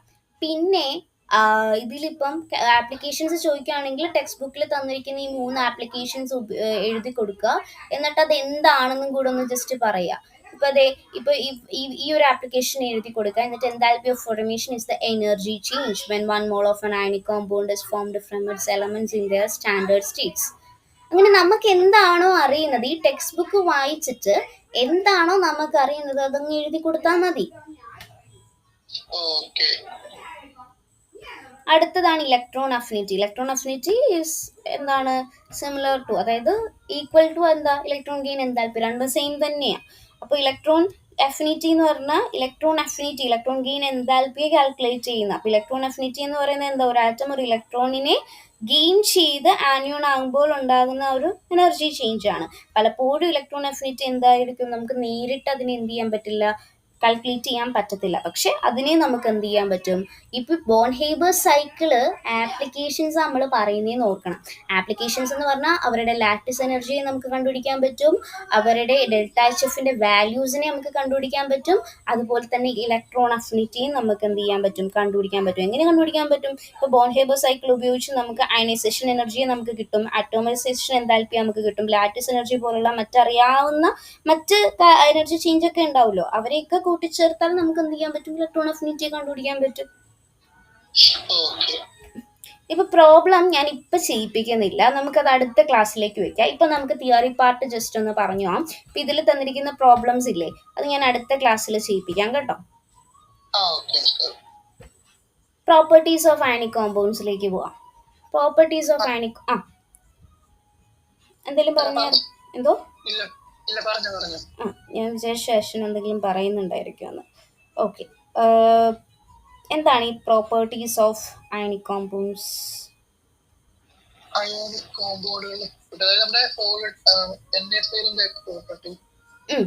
അത് ഞാൻ ഒന്ന് ഈസിലി ഒന്ന് ചെയ്ത് പറയാം. ഞാൻ പറഞ്ഞല്ലോ, ഇനിയിപ്പോൾ നമുക്ക് എല്ലാ കാര്യങ്ങളും ഒന്നും ടെക്സ്റ്റ് ബുക്ക് വായിച്ച് അതിലുള്ളത് അതുപോലെ ഒന്നും പറയാനുള്ള ഒരു നേരമൊന്നും നമുക്കില്ല. അപ്പം ഇനിയിപ്പോൾ നമുക്ക് ആ രീതിയിലൊന്നും പഠിപ്പിക്കാൻ പറ്റില്ല. ഓവറോൾ ഒരു കാര്യങ്ങൾ പറഞ്ഞ് അത് ടെക്സ്റ്റ് ബുക്ക് വായിച്ച് മനസ്സിലാക്കി എടുക്കുക. കോൺസെപ്റ്റ് ക്ലിയർ ആയി കഴിഞ്ഞാൽ പിന്നെ വായിക്കുമ്പോൾ എന്തെങ്കിലും ബുദ്ധിമുട്ടുണ്ടാവുമോ? ഉണ്ടെങ്കിൽ ചോദിച്ചാൽ മതി. ഇനിയിപ്പോൾ ടെക്സ്റ്റ് ബുക്ക് വായിച്ചിട്ട് എനിക്ക് മനസ്സിലായില്ല, ഓഫ് കോഴ്സ് ചോദിക്കണം. എനിക്കത് ടെക്സ്റ്റ് ബുക്ക് വായിച്ചിട്ട് ക്ലിയർ ആയില്ല, എന്താണ് അതെന്നുള്ളത് പറയണം. പക്ഷെ നമുക്ക് ഓരോ sentence each and every one എടുത്ത് നമുക്ക് പറയാൻ പറ്റില്ലല്ലോ, അതിനുള്ള ടൈം നമുക്കില്ല. അപ്പൊ നമ്മൾ എന്താ പറഞ്ഞു വന്നേ? എന്തോ? അതെ, പ്രോപ്പർട്ടീസ് ഓഫ് അയണിക് കോമ്പൗണ്ട്സ്. എന്താണ് പ്രോപ്പർട്ടീസ് ഓഫ് അയണിക് കോമ്പൗണ്ട്സ്? ഇപ്പം അയണിക് കോമ്പൗണ്ട്സിന്റെ പ്രോപ്പർട്ടി എന്ന് പറഞ്ഞു കഴിഞ്ഞാൽ ഇപ്പം അയണിക് കോമ്പൗണ്ട്സ് എന്ന് പറയുന്നത് ഇപ്പം നമുക്ക് കൂടുതലായിട്ട് അതിൻ്റെ ഫിസിക്കൽ പ്രോപ്പർട്ടീസ് ഉണ്ടാകാം. ഫിസിക്കൽ പ്രോപ്പർട്ടീസ് എന്ന് പറയുമ്പോൾ എന്തായിരിക്കും, മെയിൻലി അവരെന്തായിരിക്കും, സോളിഡ്സ് ആയിരിക്കും. ഫിസിക്കൽ പ്രോപ്പർട്ടീസിൽ വരുന്ന അയണിക് കോമ്പൗണ്ട്സ് പൊതുവെ എന്തായിരിക്കും, സോളിഡ്സ് ആയിരിക്കും, ക്രിസ്റ്റൽസ് ആയിരിക്കും. അവർക്ക് ക്രിസ്റ്റൽസ് ആവാനായിട്ട് പറ്റും. അതുപോലെ തന്നെ ഹൈ മെൽറ്റിംഗ് പോയിന്റും ബോയിലിംഗ് പോയിന്റും അവർക്കുണ്ട്. അതുപോലെ തന്നെ അവർ ഹാർഡായിരിക്കും, ബ്രിറ്റിലായിരിക്കും. അതായത് അവർ കാഴ്ചയിൽ അവരെന്താ നല്ല ഹാർഡാണ്, പക്ഷെ അവർ നല്ല പ്രഷർ കൊടുത്ത് നമ്മൾ അവരെ ഒന്ന് ഒടിച്ചെടുക്കാൻ നോക്കി കഴിയുകയാണെങ്കിൽ അവർ ബ്രിറ്റിലും ആണ്, പൊടിഞ്ഞു വരും. ബ്രിറ്റിലും ആണ്, ഹാർഡായിരിക്കും, പക്ഷെ നല്ല പ്രഷറിൽ അവരിലേക്ക് കൊടുത്താൽ അവർ ബ്രിറ്റിലാകും. ഇപ്പൊ നമ്മൾ കല്ലുപ്പ് തന്നെ എടുത്തു കഴിഞ്ഞാൽ കല്ലുപ്പ് കാണുന്ന സമയത്ത് എന്താ, നമുക്ക് നല്ല ഹാർഡല്ലേ, പക്ഷെ നല്ല നല്ല ഫോഴ്സിൽ നമുക്കതിനെ പൊട്ടിക്കാൻ നോക്കിയാൽ അവർ പൊടിയുമല്ലോ. അത്രയേ ഉള്ളൂ കാര്യം. അപ്പോൾ അങ്ങനെയൊക്കെയാണ്. അപ്പം അവർക്ക് എന്താ, അയൺസ് ആകാൻ പറ്റും. ഈ ഒരു എന്താണ് നമ്മളുടെ ഈ ഒരു അയണിക് കോമ്പൗണ്ട്സ് അയൺസ് ആണ്. അവർക്ക് സ്ട്രോങ് ആയിട്ടുള്ള ഇലക്ട്രോസ്റ്റാറ്റിക് ഫോഴ്സ് ഓഫ് അട്രാക്ഷൻ ഉണ്ട്. നല്ല ഹൈ ആയതുകൊണ്ട്, അതായത് electrostatic force of attraction strength high ആയതുകൊണ്ട് ഹൈ മെൽറ്റിംഗ് പോയിന്റും ബോയിലിംഗ് പോയിന്റും കൂടുതലാണ് അവരെ. കാരണം എന്താണെന്ന് വെച്ചാൽ ഇലക്ട്രോസ്റ്റാറ്റിക് ഇപ്പം അയൺസ് എന്ന് പറയുമ്പോഴത്തേക്ക് ഇപ്പം NaCl നമ്മൾ തന്നെ എടുത്തു കഴിഞ്ഞാൽ അവർക്കിടയിൽ നല്ലൊരു ഇലക്ട്രോസ്റ്റാറ്റിക് ഫോഴ്സ് ഓഫ് അട്രാക്ഷൻ ഉണ്ട്. അപ്പം ഇലക്ട്രോസ്റ്റാറ്റിക് ഫോഴ്സ് ഓഫ് അട്രാക്ഷൻ ഉള്ളത് കൊണ്ട് തന്നെ അവരെ ഉരുക്കി, ഇപ്പം മെൽറ്റിംഗ് പോയിന്റും ബോയിലിംഗ് പോയിന്റും എന്താണെന്നറിയാമല്ലോ. അപ്പൊ അവരിപ്പോ നമ്മൾ ഉരുക്കിയെടുക്കാൻ നിൽക്കുകയാണെന്ന് വിചാരിച്ചു, ഉരുക്കിയെടുക്കുമ്പോൾ എന്തായിരിക്കും, അവർ സ്പ്ലിറ്റ് ആകും. അപ്പൊ അവർക്കിടയിൽ അത്രയും നല്ല എന്താ ആ ഒരു അട്രാക്ഷൻ ഉള്ളതുകൊണ്ട്, ആ ഒരു അട്രാക്റ്റീവ് ഫോഴ്സ് അവർക്കിടയിൽ ഉള്ളത് കൊണ്ട് തന്നെ നമ്മളിപ്പം അവരിപ്പോൾ ഉരുക്കിയെടുക്കാൻ നിന്ന് കഴിഞ്ഞാൽ അത്ര ഈസി ആയിട്ട് അവർക്ക് ഉരുകത്തില്ല. അത്രയും ടെമ്പറേച്ചർ നമ്മൾ അവരിലേക്ക് കൊടുക്കണം. ആ ഹൈ മെൽറ്റിംഗ് പോയിന്റും ബോയിലിംഗ് പോയിന്റും കൂടുതലാക്കണം. അവരെ സെപ്പറേറ്റ് ചെയ്ത് ലിക്വിഡ് ആക്കണമെങ്കിൽ NaCl എന്ന് പറയുന്ന ഇപ്പോൾ ഒരു ക്രിസ്റ്റൽ നമ്മൾ അവിടെ എടുത്തെന്ന് വിചാരിച്ചോ, അവരത്രയും സ്ട്രോങ് ഫോഴ്സിലാണ് നിൽക്കുന്നത്. സ്ട്രോങ് ആയിട്ടുള്ള അട്രാക്റ്റീവ് ഫോഴ്സ് അവർക്കുണ്ട്. അപ്പോൾ എനിക്കിപ്പോൾ NaCl നിന്ന് ഉരുക്കി എടുക്കണം എന്നുണ്ടെങ്കിൽ അത്രയും ടെമ്പറേച്ചർ കൊടുത്തു കഴിഞ്ഞാലാണ് അവരെ സെപ്പറേറ്റ് ആക്കി ലിക്വിഡ് ആക്കണമെങ്കിൽ നല്ല ടെമ്പറേച്ചർ കൊടുക്കണം. അതുകൊണ്ടാണ് അവർക്ക് ഹൈ മെൽറ്റിംഗ് പോയിന്റും ബോയിലിംഗ് പോയിന്റും ആണെന്ന് പറയുന്നത്. മനസ്സിലായോ? ഇനി ionic compounds soluble in water but not soluble in kerosene, petroleum etcetera. അതായത് ഇപ്പം നമ്മൾ വീട്ടിൽ തന്നെ വേണമെങ്കിൽ ഒന്ന് ചെയ്ത് നോക്കിയാൽ മനസ്സിലാവും. കുറച്ച് ഉപ്പ് എടുത്തിട്ട് വെള്ളത്തിൽ ഇട്ട് നോക്ക്. അതുപോലെ തന്നെ ഇപ്പം നമ്മുടെ വീട്ടിലൊക്കെ മണ്ണെണ്ണ കാണുമല്ലോ, കുറച്ച് ഉപ്പെടുത്തിട്ട് മണ്ണെണ്ണയിലേക്ക് ഇട്ട് നോക്ക്. ഏതാണ് ആദ്യം സോല്യൂബിൾ ആകുന്നതെന്ന് നമുക്കപ്പം കണ്ടാൽ മനസ്സിലാവും. ഇപ്പം വാട്ടറിൽ എന്ത് ചെയ്യും, നമ്മുടെ ഈ ഉപ്പ് നല്ല രീതിയിൽ സോല്യൂബിൾ ആകും. വാട്ടറിൽ പെട്ടെന്ന് അലിഞ്ഞ് ചേരുമല്ലോ ഉപ്പ്. അപ്പോൾ വാട്ടറിൽ അയണിക് കോമ്പൗണ്ട് അയണിക് സോളിഡ് എന്ത് ചെയ്യും, സോല്യൂബിൾ ആണ്, അലിഞ്ഞ് ചേരും. പക്ഷേ ഇപ്പം നമ്മൾ മണ്ണെണ്ണയിൽ ഒഴിച്ച് നോക്കിയാൽ എന്ത് നമുക്ക് കാണാൻ പറ്റും, അത് ഒട്ടും സോല്യൂബിൾ ആവത്തില്ല. അതാണ് ഞാൻ പറഞ്ഞത്, ionic compound soluble in water, not soluble in kerosene, petroleum etcetera. എന്തായിരിക്കും വാട്ടർ മോളിക്യൂൾ എന്ന് പറയുന്നത് എന്താണ്, അതിന്റെ റീസൺ എന്തായിരിക്കും? Water molecule is also a ion അല്ലേ, അതിൽ H+ ഒക്കെ ഉണ്ട്, H+ ഉണ്ട്, OH- ഉണ്ട് അല്ലേ. അപ്പോൾ H+ഉം OH- ഉള്ളത് കൊണ്ട് NaCl എന്ത് ചെയ്യാൻ പറ്റും, NaClന് ഈസിലി അതിലേക്ക് പോയി സെപ്പറേറ്റ് ആവാൻ പറ്റും, വാട്ടറിൽ സെപ്പറേറ്റ് ചെയ്യാൻ പറ്റും. മനസ്സിലായോ? അതുകൊണ്ടാണ് വാട്ടറിൽ അവരെന്ത് ചെയ്യുന്നത്, പെട്ടെന്ന് തന്നെ സോല്യൂബിൾ ആവുന്നത്.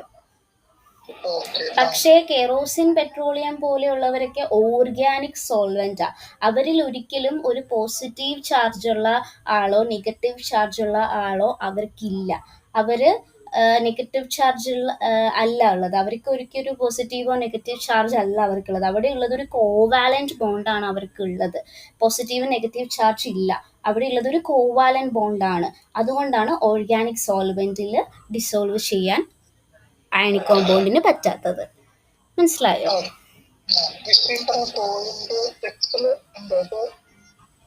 ഇതെല്ലാം ഞാൻ ടെക്സ്റ്റിൽ പറഞ്ഞ കാര്യങ്ങളാണ് പറയുന്നത്. High melting and boiling points. Ionic compounds have higher enthalpy of fusion and vaporization than molecular compounds. ഇതൊക്കെ വായിച്ചു നോക്കിയാൽ മനസ്സിലാവും. The ionic compounds are hard and brittle.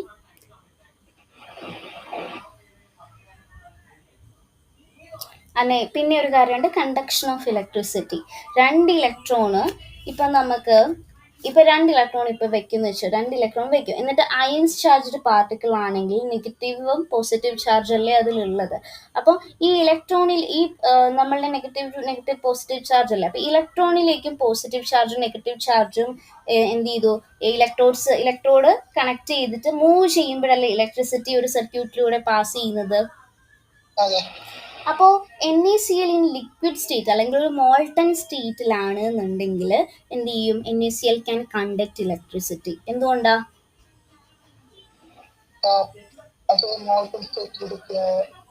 Because ലിക്വിഡിലാകുമ്പോൾ molecules free ആയിട്ടുണ്ടാവും. അപ്പം നമ്മൾ ഇലക്ട്രോഡ്സ് വെച്ച് അവരെ ഒന്ന് കണക്ട് ചെയ്താൽ അവർക്ക് മൂവ് ചെയ്യാൻ പറ്റും. ആൻഡ് ഓപ്പോസിറ്റ്ലി ചാർജ്ഡ് പാർട്ടിക്കിൾസ് ഉണ്ട് അവിടെ. അപ്പോൾ ഓപ്പോസിറ്റ്ലി ചാർജ്ഡ് പാർട്ടിക്കിൾസ് ഉള്ളത് കൊണ്ട് തന്നെ അവർക്ക് ഇലക്ട്രോഡ്സിലൂടെ മൂവ് ചെയ്യാൻ പറ്റും.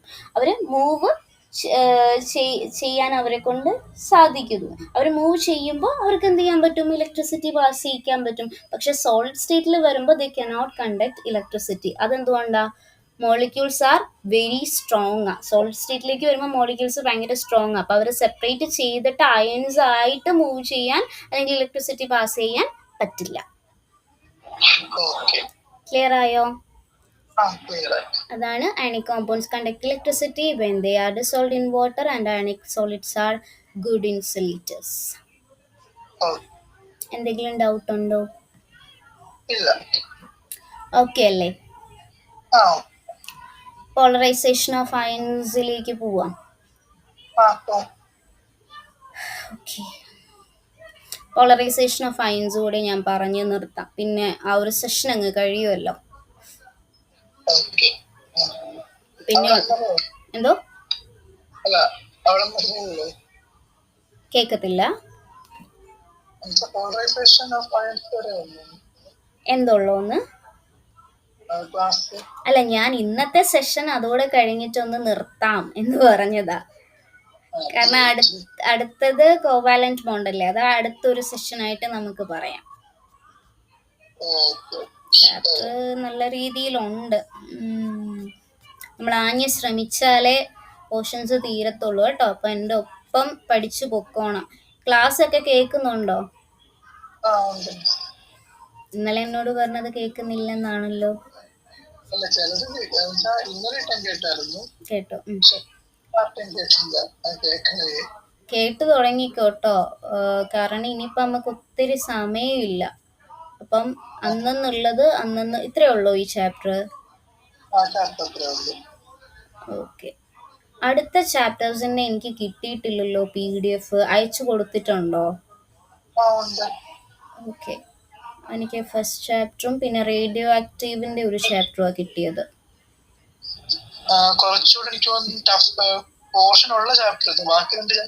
ചെറുതാണോ? ഓക്കെ, അല്ലെങ്കിലും കെമിക്കൽ ബോണ്ടിങ് +1 പഠിച്ചപ്പോൾ ഓർമ്മയില്ല, അത് വലിയൊരു ചാപ്റ്റർ ആയിരുന്നു. കെമിക്കൽ ബോണ്ടിങ് ഒക്കെ പൊതുവെ ഒരു വലിയ ടോപ്പിക്ക് വരുന്ന ഒരു ചാപ്റ്റർ. എനിവേസ്, നമുക്ക് വലിയ കാര്യമൊന്നുമില്ല. ഇനിയിപ്പോൾ നമുക്ക് പോളറൈസേഷൻ ഓഫ് അയൺസ് അല്ലെങ്കിൽ ഫജൻസ് റൂളിലേക്ക് പോവാം. കേട്ടിട്ടുണ്ടാവുമല്ലോ, ഈ ടേം ഒക്കെ കേട്ടിട്ടുണ്ടാവുമല്ലോ. ഫജൻസ് റൂള് കേട്ടിട്ടില്ല?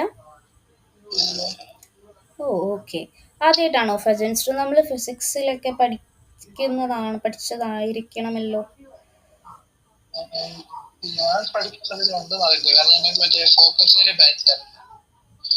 ആണോ? അത് ശരി, ഓക്കെ. എന്നാൽ കുഴപ്പമില്ല, നമുക്ക് ഇപ്പൊ പഠിക്കാം. ഫജൻസ് റൂൾ എന്ന് പറഞ്ഞു കഴിഞ്ഞാൽ, ഇപ്പം നമ്മൾ പൊളാരിറ്റിയിൽ നിന്ന് ആദ്യം തുടങ്ങും. നമ്മളുടെ ionic polarisation of ions. Polarisation of ions എന്ന് പറഞ്ഞു കഴിഞ്ഞാൽ ബേസിക്കലി എന്താ മനസ്സിലാകുന്നത്? പോളറൈസേഷൻ എന്ന് പറഞ്ഞാൽ എന്താ?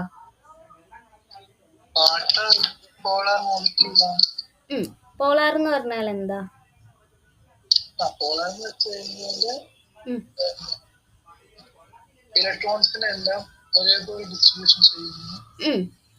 പോളറൈസിങ് പവർ എന്ന് പറഞ്ഞാൽ എന്താ? അതായത് ഇപ്പം നമ്മൾ ഒരു പോളറൈസേഷൻ എന്ന് പറഞ്ഞാൽ ഇപ്പം ഞാനൊരു കാറ്റയോണിനെ എടുക്കുകയാണ്, ഒരു ആനയോണിനെ എടുക്കുകയാണ്. ഇപ്പം ഞാൻ കാറ്റയോണിനെയും ആനയോണിനെയും എടുക്കുന്ന സമയത്ത് ഇപ്പം കാറ്റയോൺ അറിയാമല്ലോ, സൈസ് സ്മോൾ ആയിരിക്കും അല്ലേ? കാറ്റയോണിൻ്റെ സൈസ് നല്ല സ്മോൾ ആയിരിക്കും. ആനയോൺ വലുതല്ലേ, ആനയോൺ വലിയ ആളല്ലേ. അപ്പോൾ ഓട്ടോമാറ്റിക്കലി ഒരു കാറ്റയോണും ആനയോണും അകത്തിരിക്കുന്ന സമയത്ത് ന്യൂക്ലിയസിന്റെ ചാർജ് എത്രയാ? ന്യൂക്ലിയസിന്റെ ചാർജ് എന്താ?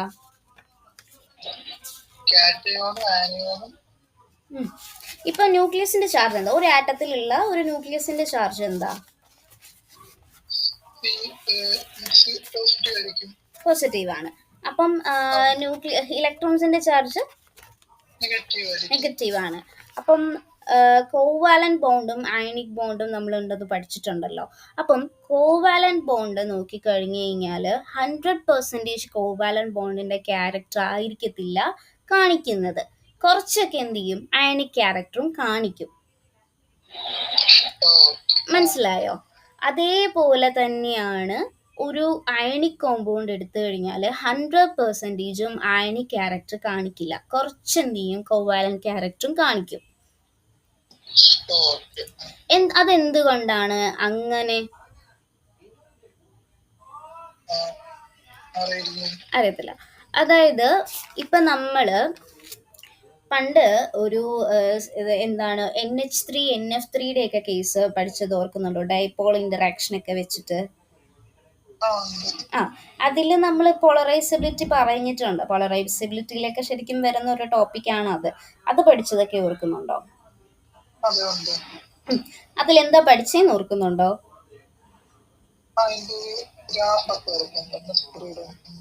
ഗ്രാഫല്ല, ഫിഗേഴ്സ് റെപ്രസെന്റ് ചെയ്തല്ലേ നമ്മൾ പഠിച്ചത്. പഠിച്ചായിരുന്നു. അപ്പം ബേസിക്കലി പറയാനാണെങ്കിൽ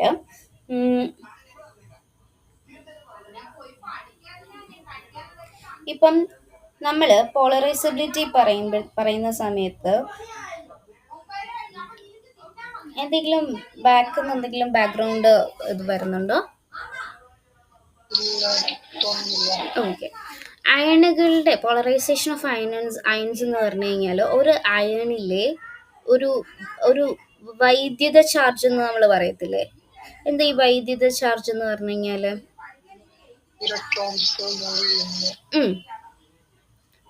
പറഞ്ഞോ, കറക്റ്റാ. പോളറൈസേഷൻ എന്ന് പറഞ്ഞു കഴിഞ്ഞാല് ഒരു ഡിസ്റ്റോർഷനാ. ഡിസ്റ്റോർഷൻ എന്ന് കേട്ടിട്ടുണ്ടോ? ഡിസ്റ്റോർഷൻ എന്ന് പറഞ്ഞാൽ ഒന്നുമില്ല. ഇപ്പം ഞാൻ പറഞ്ഞില്ലേ, ഒരു ആറ്റം എടുത്തു കഴിഞ്ഞാൽ അതിലൊരു ന്യൂക്ലിയസ് ഉണ്ടാകും. ന്യൂക്ലിയസിന് ചുറ്റും എന്താണ്, നെഗറ്റീവ്ലി ചാർജ്ഡ് ആയിട്ടുള്ള ഇലക്ട്രോൺസ് ഉണ്ടാകും.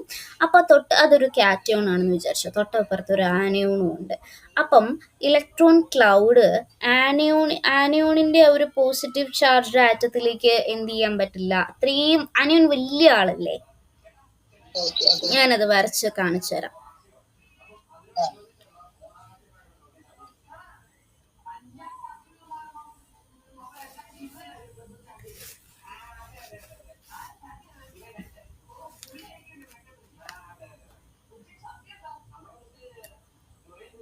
എൻ്റെ സ്ക്രീൻ ഷെയർ ആവുന്നുണ്ടോ? ഇപ്പൊ കാണിക്കാം, ഒരു മിനിറ്റ്.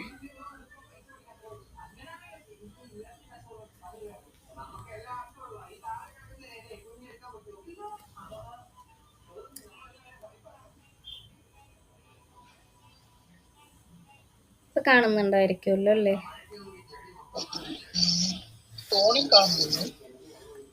ഇവിടെ കാണുന്നില്ല. കാണുന്നില്ല.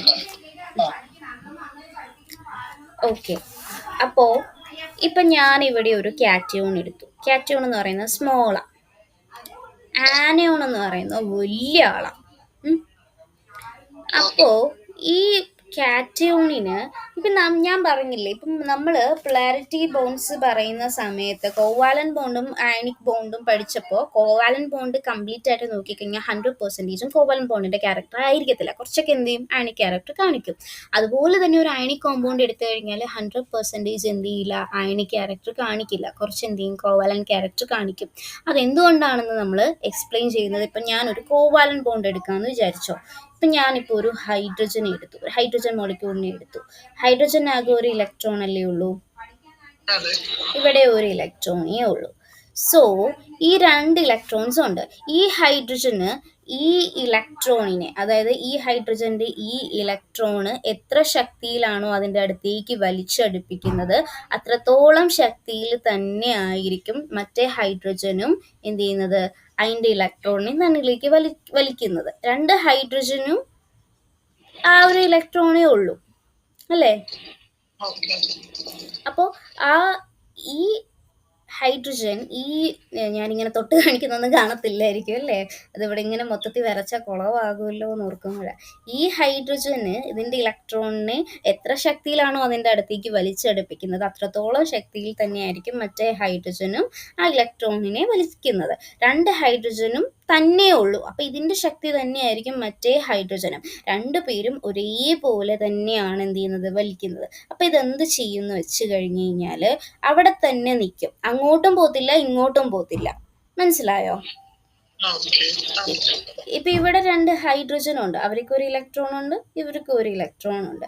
ഈ ഹൈഡ്രജൻ എന്ത് ചെയ്യും, ഈ ഇലക്ട്രോണിനെ തന്നിലേക്ക് അടുപ്പിക്കും. ഈ ഹൈഡ്രജൻ എന്ത് ചെയ്യുന്ന വെച്ചാൽ ഈ 2 ഇലക്ട്രോണിനെ തന്നിലേക്ക് അടുപ്പിച്ചുകൊണ്ടിരിക്കും. ഇവർ 2 പേരും അങ്ങോട്ടും ഇങ്ങോട്ടും എന്ത് ചെയ്യും, ഇങ്ങനെ തന്നിലേക്ക് അട്രാക്ട് ചെയ്യിപ്പിക്കാൻ നോക്കിക്കൊണ്ടിരിക്കുക.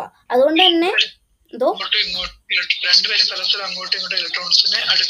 അതെ അതെ, അങ്ങോട്ടും ഇങ്ങോട്ടും അപ്പൊ എന്ത് ചെയ്യില്ല, ഇവര് നീങ്ങില്ല, ആ ഇലക്ട്രോൺ അവിടെ തന്നെ ഇരിക്കും.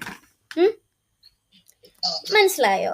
കാരണം ഇവർക്ക് 2 പേർക്കും പോസിറ്റീവ് ചാർജാ അല്ലേ ഹൈഡ്രജന്.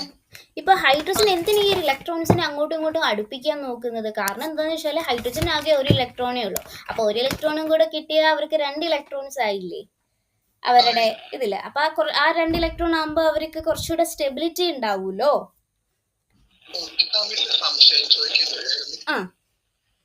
നമ്മള് സാധാരണ എല്ലാ എലമെന്റ്സിന്റെ കേസിലും 8 ഇലക്ട്രോൺ സ്റ്റേബിൾ ആവുന്നല്ലേ പറയും. പക്ഷെ ഹൈഡ്രജൻ ആകെപ്പാട് ഒരു ഇലക്ട്രോണിൽ ആകെ ഉള്ളൂ. അപ്പോ അവര് സ്റ്റേബിൾ ആവുന്ന എങ്ങനെയായിരിക്കും? അവര് സ്റ്റേബിൾ ആവുന്ന ഇങ്ങനെയാ. അത് നമ്മൾ കോവാലൻ ബോണ്ട് പഠിക്കുമ്പോൾ ഞാൻ അത് പറയാന്ന് വിചാരിച്ചാ, ഇപ്പൊ ഇവിടെ 2 ഹൈഡ്രജൻ ആണ് ഉള്ളത്. ആ ഒരു ഹൈഡ്രജൻ ഒരു ഇലക്ട്രോൺ, ഒരു ഹൈഡ്രജൻ ഒരു ഇലക്ട്രോൺ. അപ്പം ഈ ഹൈഡ്രജൻ എന്താ ചെയ്യുന്നതെന്ന് വെച്ചാൽ ഈ ഇലക്ട്രോണിനെ തന്നിലേക്ക് വലിച്ചടുപ്പിക്കാനായിട്ട് നോക്കും. ഈ ഹൈഡ്രജനും എന്ത് ചെയ്യും, തന്നിലേക്ക് ഇലക്ട്രോണിനെ വലിച്ചടുപ്പിക്കാൻ നോക്കും. അങ്ങനെ 2 പേരും അങ്ങോട്ടും ഇങ്ങോട്ടും എന്ത് ചെയ്യും, ആ ഇലക്ട്രോൺസിനെ ഷെയർ ചെയ്ത് അവരുടെ മ്യൂച്വൽ ഷെയറിങ്ങിൽ അവർക്കിടയിൽ ഒരു സിംഗിൾ ബോണ്ട് ഫോം ചെയ്യും. അങ്ങനെയാണ് അവർ കോവാലൻ ബോണ്ട് ഫോം ചെയ്യുന്നത്. മനസ്സിലായോ? അപ്പം ഹൈഡ്രജന്റെ കേസിൽ അങ്ങനെ നിൽക്കും, ഇലക്ട്രോൺസ് അങ്ങനെ നിൽക്കും, അങ്ങോട്ടും പോകത്തില്ല ഇങ്ങോട്ടും പോകത്തില്ല, അവിടെ തന്നെ നിൽക്കും. പക്ഷേ വേറൊരാളാണ് വരുന്നതെന്നുണ്ടെങ്കിൽ ഹൈഡ്രജന്റെ സ്ഥാനത്ത് ക്ലോറിനാ വന്നേന്ന് ഇരിക്കട്ടെ, ക്ലോറിന്റെ ഒരു ഇലക്ട്രോൺ ഇവിടെ ഉണ്ട്. അപ്പൊ എന്ത് സംഭവിക്കും?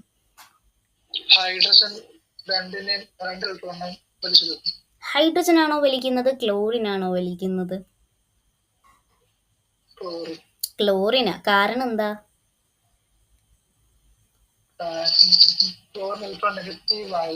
ക്ലോറിന് ഇലക്ട്രോനെഗറ്റിവിറ്റി കൂടുതലാണ്. ക്ലോറിൻ ഇലക്ട്രോനെഗറ്റീവ് ആയിട്ടുള്ള ഒരു ആറ്റമാ. ഇലക്ട്രോനെഗറ്റിവിറ്റി എന്ന് പറഞ്ഞാൽ എന്താ?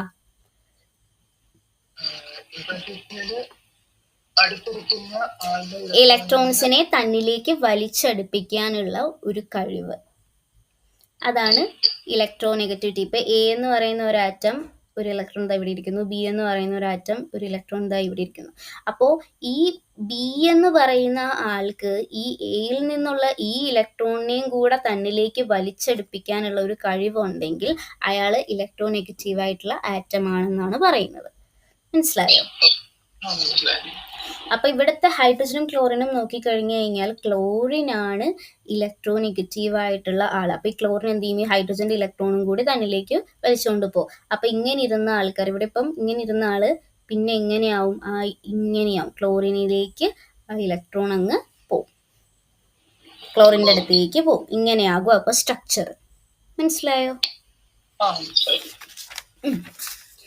പിന്നെ ഇപ്പൊ പൊളാരിറ്റി ഓഫ് ബോണ്ടിൽ വരുന്നതാണ് എന്ത്, ഫജൻസ് റൂൾ. അതിൽ നമ്മൾ പറഞ്ഞത് ഒരു കോവാലൻ ബോണ്ടിലുള്ള അയണിക് ക്യാരക്ടർ ആണ്. അപ്പോൾ ഒരു കോവാലൻ ബോണ്ടിൽ 100% അയണിക് ക്യാരക്ടർ മാത്രം ആയിരിക്കത്തില്ല, എന്തുണ്ട്, അയണിക് ക്യാരക്ടറും വരും. അതുപോലെ തന്നെ അയണിക് ബോണ്ടിൽ അയണിക് ബോണ്ട് മാത്രമായിരിക്കില്ല, കോവാലൻ ബോണ്ടിന്റെ ക്യാരക്ടറും കാണിക്കുന്നുണ്ട്. കോവാലൻ ബോണ്ട് എന്ന് പറഞ്ഞാൽ എന്താണ്, ഷെയറിംഗ് ഓഫ് ഇലക്ട്രോൺസ് ആണ്. അയണിക് ബോണ്ട് എന്ന് പറഞ്ഞാൽ എന്താ, ട്രാൻസ്ഫറിങ് ഓഫ് ഇലക്ട്രോൺസ് ആണ്. അതായത് അയണിക് ബോണ്ട് കോവാലൻ ബോണ്ടിന്റെ ക്യാരക്ടർ കാണിക്കുന്നുണ്ട്, അല്ലേ?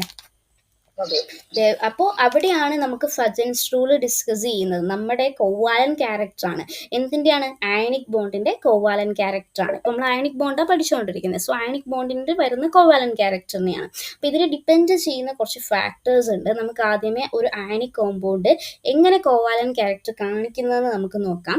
അയണിക് ബോണ്ട് എന്ന് പറയുമ്പോൾ കാറ്റയോണും ഉണ്ട് ആനയോണും ഉണ്ട്, അല്ലേ? അപ്പൊ അയണിക് ബോണ്ട് എന്ന് പറയുന്നത് ഒരു കാറ്റയോണും ആനയോണും തമ്മിൽ ഉണ്ടാകുന്ന ബോണ്ട് ആണ്. അപ്പൊ കാറ്റയോൺ പ്ലസ് ആനയോൺ, അപ്പൊ അങ്ങനെയാണ് അവരെന്താ അയൺസ് ആയി മാറുന്നത്. ബോണ്ട് എങ്ങനെ ഫോം ചെയ്യുന്നത്, ഇപ്പൊ കാറ്റയോൺ ഇലക്ട്രോണിനെ അടുത്തുള്ള ആറ്റത്തിലേക്ക് എന്ത് ചെയ്യും, കൊടുക്കും. അപ്പൊ ഈ ആനയോൺ എന്ത് ചെയ്യും, നെഗറ്റീവായിട്ട് മാറും, അല്ലെ? ആനയോന്റെ ചാർജ് നെഗറ്റീവായിട്ട് മാറും. അപ്പൊ ഈ ഇലക്ട്രോൺ പോയി കഴിഞ്ഞാൽ കാറ്റയോന്റെ ചാർജ് എന്തായി മാറും, പോസിറ്റീവും ആവും, അല്ലേ?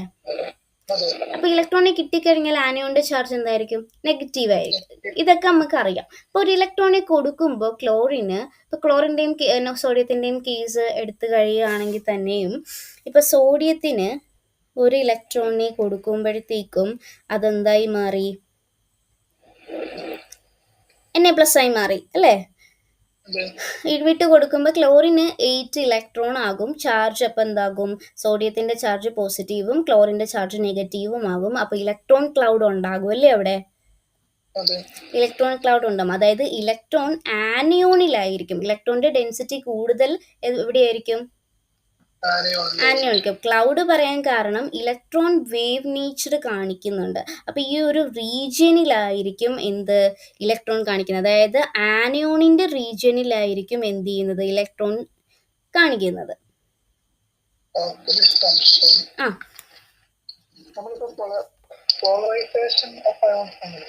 അതെ. എന്തേ, വേറെ ടോപ്പിക് ആണോ എന്ന് സംശയം വന്നോ? അത് ഞാൻ ഫജൻസ് റൂൾ ഇതിൽ വരുന്നതാണെന്നൊന്ന് ഇൻട്രൊഡ്യൂസ് ചെയ്തു പോയെന്നേ ഉള്ളൂ. ഫജൻസ് റൂൾ നമ്മൾ പറയുന്നുണ്ട് ഇതില്, ഫജൻസ് റൂൾ ഡിസ്കസ് ചെയ്ത് പോകുന്നുണ്ട് ഇതില്. അപ്പോ ഒരു ഇലക്ട്രോണിനെ വിട്ട് കൊടുക്കുമ്പോൾ എന്താണ്, ക്ലോറിന് അതൊക്കെ നമ്മൾ പറഞ്ഞു. അപ്പം ഈ പോസിറ്റീവ് ചാർജ് ഇലക്ട്രോൺ എന്ത് ചെയ്യും, ഈ പോസിറ്റീവ് ചാർജ് ഇലക്ട്രോൺ ക്ലൗഡിനെ ഈ പോസിറ്റീവ് ചാർജ് അട്രാക്ട് ചെയ്യുമല്ലോ. അതായത് ഇവിടെ ഇപ്പം മൊത്തം ഇലക്ട്രോൺസാ, കേട്ടോ? അപ്പൊ ഈ കാറ്റയോൺ ചെറുതാ, ആനയോൺ വലിയ ആളാ. അപ്പോ ഈ പോസിറ്റീവ് ചാർജ് ആയിട്ടുള്ള ഇയാള് ഈ ഇലക്ട്രോൺ ക്ലൗഡിനെ അട്രാക്ട് ചെയ്യത്തില്ലേ? ഈ പോസിറ്റീവ് ചാർജിനെ അട്രാക്ട് ചെയ്യും. ഇലക്ട്രോണിന്റെ നെഗറ്റീവ് ചാർജ് ആണെങ്കിൽ ഈ പോസിറ്റീവിലോട്ട് അതെന്ത് ചെയ്യും, അട്രാക്ട് ആവത്തില്ലേ? ആകും. അപ്പോ ഇങ്ങനെ ഇരുന്ന ആറ്റം എങ്ങനെയാവൂന്ന് വെച്ച് കഴിഞ്ഞാൽ, ഇങ്ങനെ ഇരുന്ന ആറ്റാണ് പിന്നെ വരുമ്പോഴത്തേക്കും ആനയോൺ എന്ന് പറഞ്ഞത് ഇങ്ങനെയായി മാറും. കാരണം ആനയോണിനല്ലേ പോയി കാറ്റയോൺ ഇങ്ങനെ അട്രാക്ട് ചെയ്യുന്നത്. കാരണം കാറ്റയോൺ എന്ന് പറഞ്ഞാൽ ചെറിയ ആളാ, ആനയോൺ എന്ന് പറഞ്ഞാല് വലിയ ആളാ. അപ്പൊ ഈ ആനയോണിന്റെ അടുത്തുള്ള ഈ ന്യൂക്ലിയസിനെ ഇവിടെ ചെറിയ ന്യൂക്ലിയസാ. അപ്പം ഇവർക്ക് എന്താണ്, ഇവിടേക്ക് പെട്ടെന്ന് ഇങ്ങനെ എത്തി നോക്കാൻ പറ്റുള്ളൂ. ഈ ഔട്ടർ മോസ്റ്റ് ഷെല്ലിലുള്ള ഇലക്ട്രോൺസിനേക്ക് അട്രാക്ട് ചെയ്യാൻ ഈസി അല്ലേ? ഈ ഇലക്ട്രോണിന് നെഗറ്റീവ് ചാർജ്, ഇത് പോസിറ്റീവ് ആയിട്ടുള്ള ആളല്ലേ കാറ്റയോൺ, ഇത് നെഗറ്റീവ് ആയിട്ടുള്ള ആളല്ലേ. അപ്പോൾ ഈ പോസിറ്റീവ് ആയിട്ടുള്ള ആൾക്ക് ഈ ഇലക്ട്രോണിൻ്റെ ഈ നെഗറ്റീവ് ചാർജ് ആണെങ്കിൽ ഈ ഇലക്ട്രോണിലോട്ട് അതൊന്ന് അട്രാക്ട് ചെയ്യിക്കുമല്ലോ. അപ്പോഴാണ് ഇങ്ങനെ ഇരുന്ന ആളിതാ ഇങ്ങനെ ആവുന്നത്. അതാണ് ഡിസ്റ്റോർഷൻ എന്ന് പറയുന്നത്. ഒരു ചെറിയൊരു വ്യതിയാനം സംഭവിച്ചു, ഒരു സ്ട്രക്ചറിനൊരു ഡിഫറൻസ് വന്നു. മനസ്സിലായോ? അതായത് ഇവിടെ ആ ഒരു ചെറിയൊരു രീതിയിൽ പറയുവാണെങ്കിൽ ഇവരുടെ ഇലക്ട്രോണിൻ്റെ ഒരു ഷെയറിങ് നടക്കുന്നുണ്ട്. അതായത് ഈ ആനോണിനകത്ത് ഈ ഇലക്ട്രോൺ എങ്ങോട്ട് ഷെയർ ചെയ്യുന്നുണ്ട്? ഈ കാറ്റോണിൻ്റെ അകത്തേക്ക് ഷെയർ ആകുന്നുണ്ട്. മനസ്സിലായോ? ഈ ഷെയറിങ് ഉള്ളത് കൊണ്ടാണ് ഇത് കോവാലന്റ് ക്യാരക്ടർ കാണിക്കുന്നത്. ഈ ഷെയറിങ് ഉള്ളത് കൊണ്ടാണ് അതെന്ത് ചെയ്യുന്നത്? കോവാലന്റ് ക്യാരക്ടർ അയണിക് ബോണ്ട് കാണിക്കുന്നതെന്ന് പറയുന്നത്. ക്ലിയർ ആയോ? അപ്പൊ ഇനി ഈ കോവാലന്റ് ക്യാരക്ടറിനെ ഡിപ്പെൻഡ് ചെയ്യുന്ന ആൾക്കാർ ആരെല്ലാണെന്ന് നമുക്ക് നോക്കാം. ഇപ്പൊ കാറ്റോന്റെ കേസ് നമുക്ക് നോക്കാം. കാറ്റോന്റെ സൈസ് എന്തുമാത്രം കുറവാണോ അത്രയും കോവാലന്റ് ക്യാരക്ടർ കൂടുതലായിരിക്കും. കാരണം കാറ്റോൺ എത്രത്തോളം ചെറുതാവുന്നു അത്രത്തോളം അട്രാക്ട് ചെയ്യാൻ പറ്റില്ലേ? ആ ഒരു ഇലക്ട്രോണിനെ തന്നിലേക്ക് എടുക്കാൻ പറ്റില്ലേ? അതായത് അവിടെ ഒരു കോവാലന്റ് ഷെയറിങ് നടക്കത്തില്ലേ? ഇപ്പൊ നമ്മളിവിടെ പഠിച്ചത് കാറ്റയോൺ അല്ലേ ഈ ഇലക്ട്രോണിനെ ഇങ്ങോട്ട് എടുത്തത്, ഇങ്ങനെ ഒരു ഡിസ്റ്റോർഷൻ സംഭവിച്ചത്. അപ്പൊ കാറ്റയോണിന്റെ സൈസ് എത്രത്തോളം കുറവാണോ അത്രത്തോളം എന്താണ് ആനോണിനെ അവർക്ക് എടുക്കാൻ പറ്റും, ആ ആനോണിന്റെ ഇലക്ട്രോൺസിനെ അട്രാക്ട് ചെയ്യാൻ പറ്റും. കാരണം കാറ്റയോണിന്റെ ഉള്ളിലെ ന്യൂക്ലിയസ് ഇവിടെ ഇരിക്കുക. അപ്പം ആറ്റം അത്രയും ചെറുതാണെങ്കിൽ എളുപ്പത്തിൽ പുറത്തേക്ക് പോയി ആ പുറത്തുള്ളവരെ നമുക്ക് അട്രാക്ട് ചെയ്ത് തന്നിലേക്ക് എടുക്കാൻ പറ്റുമല്ലോ കാറ്റയോണിനെ. അപ്പൊ അങ്ങനെ അവിടെ ഒരു കോവാലന്റ് ക്യാരക്ടർ ഉണ്ടാക്കാൻ പറ്റുമല്ലോ. അപ്പൊ കാറ്റയോണിന്റെ കേസ് നോക്കാം. കാറ്റയോണിന്റെ സൈസ് എന്തുമാത്രം കുറവാണോ അത്രയും കോവാലന്റ് ക്യാരക്ടർ കൂടുതലായിരിക്കും. അപ്പൊ കാറ്റയോണിന്റെ സൈസ് കുറഞ്ഞാലോ കോവാലന്റ് ക്യാരക്ടർ കുറയും. മനസ്സിലായോ? അപ്പൊ കാറ്റയോണിന്റെ ചാർജ് കുറയുവാണെങ്കിലോ ഇതാണ് പോളറൈസിങ് പവർ. ശരിക്കും പറഞ്ഞാല് ഇങ്ങനെ ആ ഒരു ഡിസ്റ്റോർഷൻ സംഭവിക്കില്ലേ, അതാണ് പോളറൈസിങ് പവർ. അപ്പോൾ സ്യൂഡോ നോബിൾ ഗ്യാസ് കോൺഫിഗറേഷൻ കാണിക്കുന്ന ആറ്റംസ് കാറ്റയോൺസ് എന്ന കോവാലന്റ് ക്യാരക്ടർ കൂടുതലായിരിക്കും എന്നാണ് പറയപ്പെടുന്നത്. ഇനി എന്തോ നോബിൾ ഗ്യാസ് അല്ലേ, നോബിൾ ഗ്യാസ് കോൺഫിഗറേഷൻ കാണിക്കുന്നവര്. ഇനി എന്തോ എന്ത് നോക്കേണ്ടത്, ഈ എന്താ പഠിക്കേണ്ടത് എന്നാണോ? അതാ ഞാൻ പറഞ്ഞേ അശ്വിൻ, എന്താ പറയാ, ഈ കോൺസെപ്റ്റ് ക്ലിയർ ചെയ്ത് വെച്ചാൽ മതി. കോൺസെപ്റ്റ് ക്ലിയർ ചെയ്ത് വെച്ച് കഴിഞ്ഞാൽ പിന്നെ ഒരു ഡൗട്ട് വരത്തില്ലല്ലോ എന്താ പഠിക്കേണ്ടത് എന്നുള്ളത്.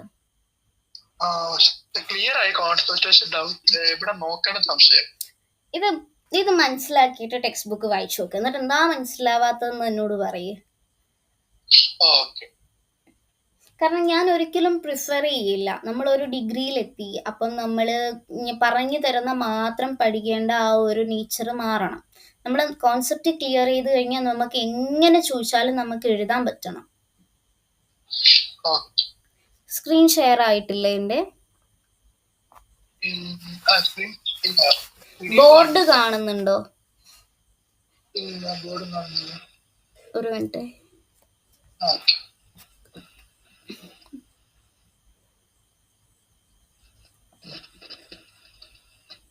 ഇപ്പൊ കാണുന്നുണ്ടോ? സ്ക്രീൻ ഷെയർ ആയത് കാണുന്നുണ്ടോ?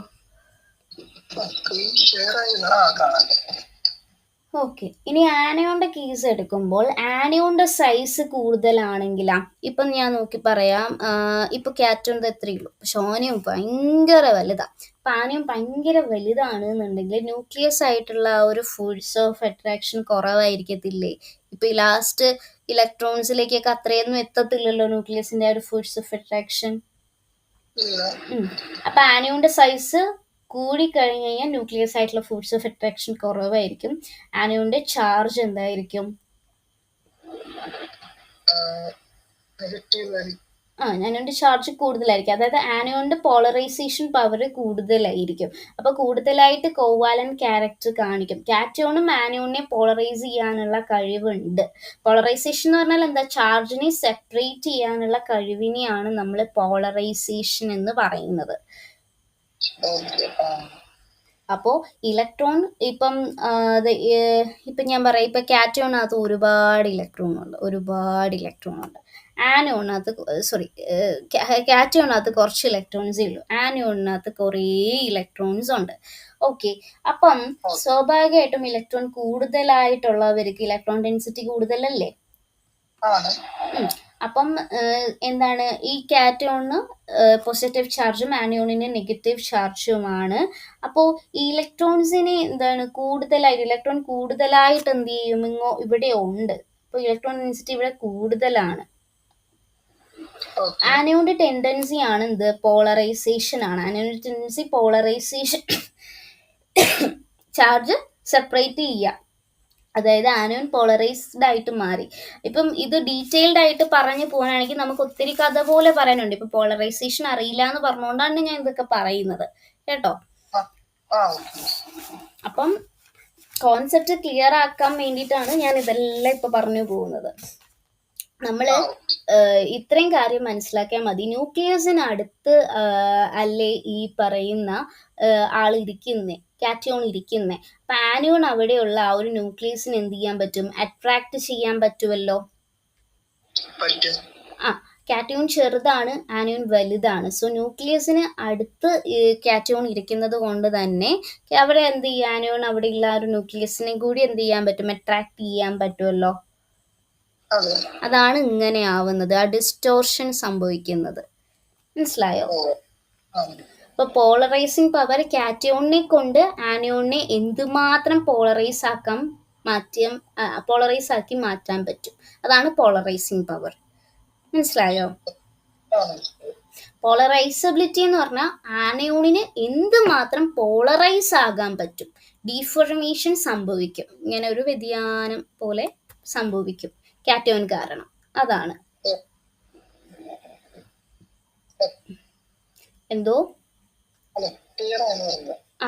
ഇനി പോളറൈസിങ് പവർ എന്ന് പറഞ്ഞാൽ ഇപ്പൊ ഇങ്ങനെ ഈ ഇലക്ട്രോൺ ഇങ്ങനെ കൂടി കാറ്റയോൺ എന്ത് ചെയ്യും? കാറ്റയോണിന് ഇങ്ങോട്ട് ആനയോൺ എന്ത് ചെയ്യും? ഇങ്ങനെ വലിച്ചടുപ്പിച്ചുകൊണ്ടിരിക്കും. അപ്പൊ ഇങ്ങനെയുള്ള ആനയോണിനെ വിളിക്കുന്ന പേരാണ് പോളറൈസ്ഡ് ആനയോൺ. അപ്പോഴാണ് കോവാലന്റ് ക്യാരക്ടർ ഉണ്ടാകുന്നത്. മനസ്സിലായോ? അപ്പോൾ സൈസ് ഓഫ് ദി കാറ്റയോൺ ഒരു ഫാക്ടറാണ്, സൈസ് ഓഫ് ദി ആനയോൺ ഒരു ഫാക്ടറാണ്. പിന്നെ കാറ്റയോണിൻ്റെ ചാർജ്, അതേപോലെ ഇലക്ട്രോണിക് കോൺഫിഗറേഷൻ. ഇപ്പം ട്രാൻസിഷൻ മെറ്റലിൻ്റെ കോൺഫിഗറേഷൻ എടുത്തു കഴിഞ്ഞാൽ, നോബിൾ ഗ്യാസിൻ്റെ ഇലക്ട്രോണിക് കോൺഫിഗറേഷൻ എടുത്തു കഴിഞ്ഞാൽ, ഇപ്പം ഞാൻ ചോദിക്കട്ടെ,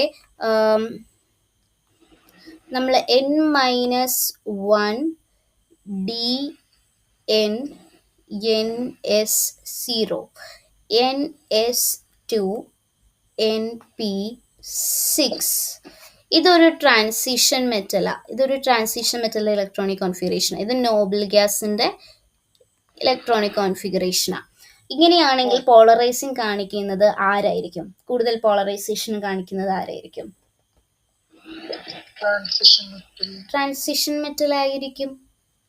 അത്രയേ ഉള്ളൂ. പോളറൈസേഷൻ ട്രാൻസിഷൻ മെറ്റലിനാണ് കൂടുതൽ. പിന്നെ കോവാലന്റ് നേച്ചർ മെൽറ്റിംഗ് പോയിന്റിന് ഇൻവേഴ്സ്ലി പ്രപ്പോർഷണൽ ആയിരിക്കും. മെൽറ്റിംഗ് പോയിന്റിന് കോവാലന്റ് നേച്ചർ ഇൻവേഴ്സ്ലി പ്രപ്പോർഷണൽ ആയിരിക്കും.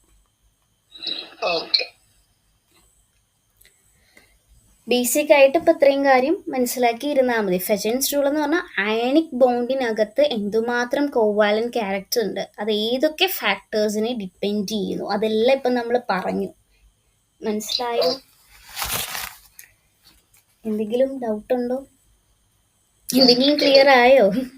എന്തെങ്കിലും ഡൗട്ട് ഉണ്ടെങ്കിൽ ചോദിക്കണം കേട്ടോ. അതിലിപ്പോൾ അയ്യോ ഒരു നാണക്കേടും വിചാരിക്കേണ്ട, അയ്യോ അതങ്ങനെയാണോ ഇങ്ങനെയാണോ ഞാൻ ചോദിച്ചാൽ ഇനി അതൊരു ഇതായി മാറോ, അങ്ങനെ ഒന്നും ചിന്തിക്കരുത്.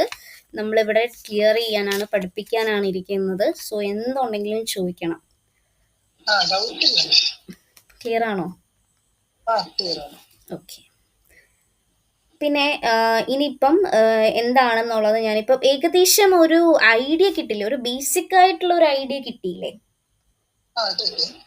ഇനി ഞാൻ പറഞ്ഞു പോവാലോ. അപ്പോൾ പോളറൈസേഷൻ എന്ന് പറഞ്ഞാൽ ഒരു distortion of the electron cloud, ആനയോണിന്റെ ഡിസ്റ്റോർഷൻ ഓഫ് ദി, ഞാൻ ഇപ്പൊ പറഞ്ഞില്ലേ ഡിസ്റ്റോർഷൻ, ഒരു പോസിറ്റീവ് കാറ്റയോൺ മൂലം ആനയോൺ ഉണ്ടാകുന്ന ആ ഒരു ഇലക്ട്രോൺ ക്ലൗഡിൽ ഉണ്ടാകുന്ന ഒരു ഡിസ്റ്റോർഷൻ, ഒരു കാറ്റയോൺ പോസിറ്റീവ് ചാർജ് കാരണം ആനയോൺ ഇലക്ട്രോണിന്റെ ആ ഒരു ഇലക്ട്രോൺ ക്ലൗഡ് വളയുകയോ ഒരു ഡിസ്റ്റോർട്ട് ആവുകയോ മറ്റോ ചെയ്യുന്നതാണ് എന്ത്, പോളറൈസേഷൻ. ഓക്കെ.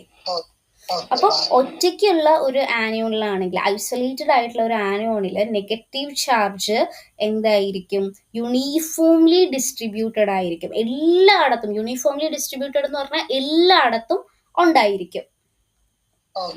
അപ്പോൾ ഒരു ഒറ്റയ്ക്ക് നിൽക്കുന്ന ഒരു ആനയോണിൽ നെഗറ്റീവ് ചാർജ് എന്തായിരിക്കും, എല്ലായിടത്തും ആനയോണിന്റെ എല്ലാ സ്ഥലത്തും യൂണിഫോം ആയിട്ട് ഡിസ്ട്രിബ്യൂട്ട് ചെയ്യുന്നുണ്ടാകും. അപ്പോൾ ഒരു കാറ്റയോൺ അടുത്തേക്ക് വരുന്ന സമയത്ത് ആനയോണിന്റെ ഇലക്ട്രോണുകളെ എന്ത് ചെയ്യും, തന്നിലേക്ക് വലിച്ചെടുക്കും. അപ്പം ഞാൻ പറഞ്ഞില്ലേ, കാറ്റയോൺ ഇങ്ങനെ ഇലക്ട്രോൺസിനെ, ആനയോണിന്റെ ഇലക്ട്രോൺസിനെ ഇങ്ങനെ എന്ത് ചെയ്യും, തന്നിലേക്ക് ഇങ്ങനെ വലിച്ച് അടുപ്പിക്കും.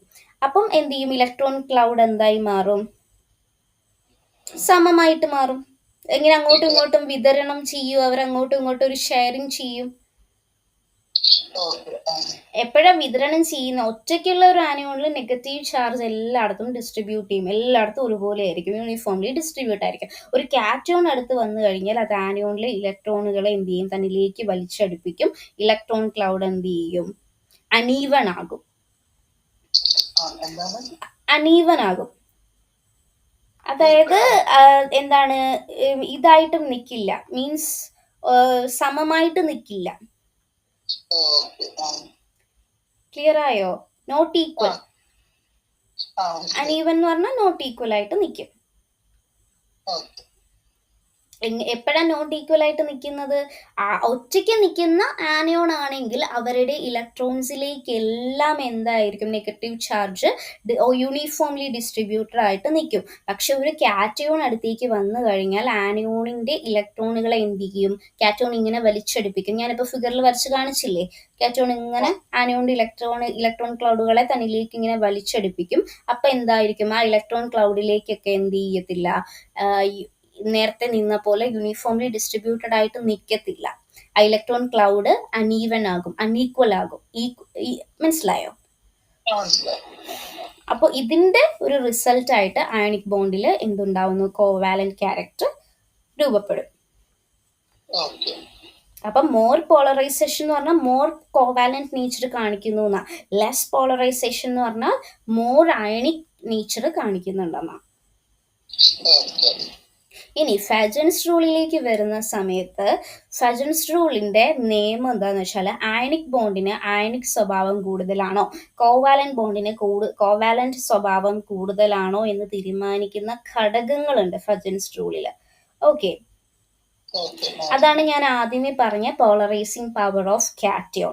പോളറൈസിങ് പവർ ഓഫ് കാറ്റയോണിന്റെ ഒരു പോളറൈസിങ് പവർ, അതായത് ഇപ്പൊ വലിപ്പം ചെറുത്, ഇപ്പൊ സ്മോൾ സൈസ് ആണ് എന്നുണ്ടെങ്കിൽ കാറ്റയോണിന് ഇപ്പൊ ചെറിയ സൈസ്, ഞാനത് ഓൾറെഡി പറഞ്ഞ കാര്യം എന്നാലും ഒന്ന് എക്സ്പ്ലെയിൻ ചെയ്ത് പോകുന്നേ ഉള്ളൂ കേട്ടോ.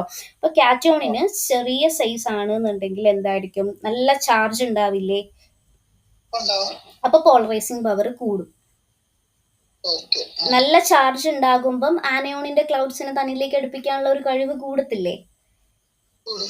ഉദാഹരണം ഇപ്പം Al3+ Be2+ നമ്മളിപ്പോ എടുത്തോ, അപ്പൊ അവർക്ക് ശക്തമായിട്ടുള്ള എന്താണ്, പോളറൈസേഷൻ ഉണ്ട്. ഇപ്പം എന്താണ്, ആനയോണിന്റെ പോളറൈസിബിലിറ്റി രണ്ടാമത്തെ കേസാണ്, രണ്ടാമത്തെ ഫാക്ടേഴ്സ് എഫക്റ്റിംഗ് പോളറൈസേഷൻ. ആദ്യത്തെ factors affecting polarisation polarising power of cation ആണ്. കാറ്റയോൺ ചെറുതാണെങ്കിൽ ഹൈ ചാർജ് വരും, അപ്പൊ സ്ട്രോങ്ങർ പോളറൈസേഷൻ പവർ വരും. പിന്നെ രണ്ടാമത്തേതാണ് പോളറൈസബിലിറ്റി ഓഫ് ആനയോൺ. ഇപ്പൊ ആനയോൺ വലുതാണെന്നുണ്ടെങ്കിൽ ഞാൻ എന്താ നേരത്തെ പറഞ്ഞേ,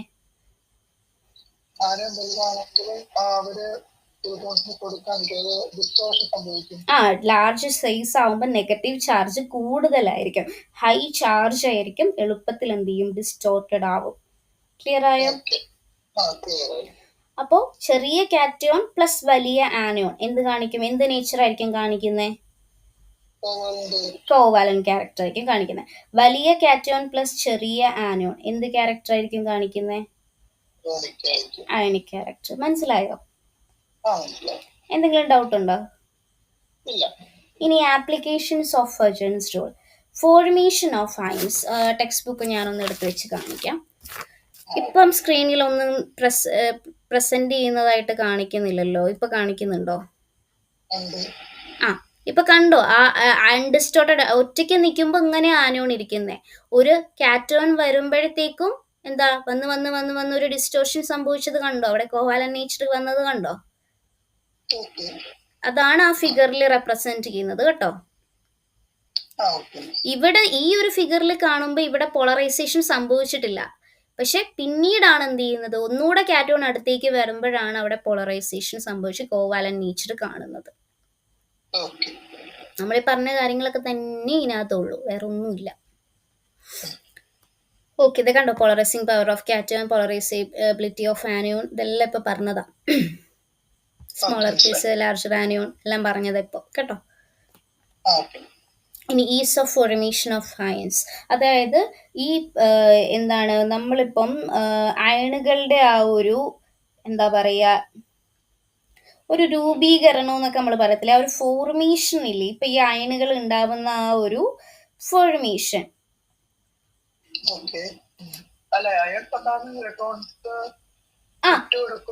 അതായത് ഇവിടെ ഇപ്പം നമുക്ക് ഉണ്ടാവുന്ന ആ ഒരു കാര്യങ്ങളാണ് ഇവിടെ പറയുന്നത്. ഞാൻ പറഞ്ഞുതരാം. ആ ഒരു കണ്ടിന്യൂറ്റി അങ്ങ് പോയി. പറഞ്ഞുതരാം, ഒരു സെക്കൻഡേ. ലാപ്പിന്ന് കാണുന്നുണ്ടല്ലോ, ഒന്നുകൂടെ ക്ലിയർ ആയിട്ട് കാണുന്നില്ലേ? അല്ല, ഇടയ്ക്ക് ഒന്ന് മങ്ങിയായിരുന്നു, അതാ ഞാൻ ചോദിച്ചത്. ഇപ്പൊ ഫോർമേഷൻ ഓഫ് അയൺസ്.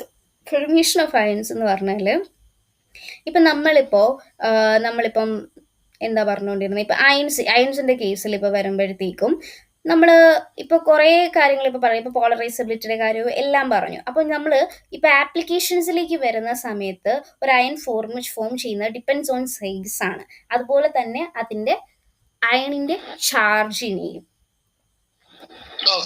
അപ്പൊ നമ്മൾ പറഞ്ഞില്ലേ, ഇപ്പൊ ഒരു അയൺസ് ഫോം ആകുമ്പോഴത്തേക്കും ഇപ്പൊ ഹജൻസ് റൂളിൽ അത് എങ്ങനെ അപ്ലൈ ചെയ്യാം എന്നുള്ളതാണ് നമ്മൾ പറയുന്നത്. അപ്പൊ നമ്മൾ നേരത്തെ പറഞ്ഞ അയണുകളുടെ ഒരു രൂപീകരണം എന്ന് പറഞ്ഞാൽ വലിപ്പവും ചാർജും ആശ്രയിച്ചിരിക്കും. ആ ഒരു വലിപ്പത്തിനെയും അയൺ ഇപ്പൊ വലുതാണോ ചെറുതാണോ ആ ഒരു സൈസിനെയും അതുപോലെ തന്നെ അവർക്കുള്ള ആ ഒരു ചാർജിനെയും എന്ത് ചെയ്യും? ഡിപ്പെൻഡ് ചെയ്യും. Anionic size and the ionic charge. പിന്നെ അതുപോലെ തന്നെ ക്ലോറൈഡുകളുടെ ഒരു ഗുണങ്ങൾ, ഇപ്പം NaCl എടുത്തു കഴിഞ്ഞാൽ, അതായത് ഫിസിക്കൽ പ്രോപ്പർട്ടീസ് ഓഫ് ക്ലോറൈഡ് ആണ് പറയുന്നത്. ഇപ്പം NaCl എടുത്തു കഴിഞ്ഞു കഴിഞ്ഞാൽ കൂടുതലായി അയണിക് കോമ്പൗണ്ട് ഉള്ളതായിട്ടാണ് പറയുന്നത്. അതേപോലെ തന്നെ AlCl3 എടുത്തു കഴിഞ്ഞാൽ കൂടുതലായിട്ട് കാറ്റയോൺ ആയിരിക്കും, കോവാലന്റ് ആയിരിക്കും കാണിക്കുന്നത്. അത് നമുക്കറിയാലോ. അപ്പൊ അതാണ് ഇവിടെ നമുക്ക് അറിയുന്ന കാര്യങ്ങളൊക്കെ തന്നെ ഉള്ളൂ. പിന്നെ വെറുതെ ആവശ്യമില്ലാതെ കുറെ കാര്യങ്ങൾ കുത്തിക്കയറ്റി നമ്മളെ വെറുതെ കൺഫ്യൂസ്ഡ് ആക്കാൻ വേണ്ടിയിട്ട് ഓരോ കാര്യങ്ങൾ ഇങ്ങനെ തന്നിട്ടുണ്ടെന്നേ ഉള്ളൂ. വേറെ പ്രത്യേകിച്ച് കാര്യമൊന്നുമില്ല. ജസ്റ്റ് വായിച്ചാൽ നമുക്ക് എഴുതി പോവാൻ പറ്റുന്ന കാര്യങ്ങളേ ഉള്ളൂ. അയ്യോ, ഒരു മിനിറ്റ്.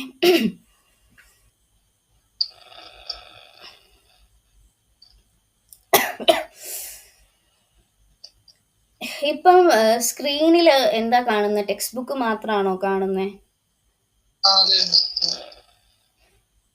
വേറൊന്നും കാണുന്നില്ല?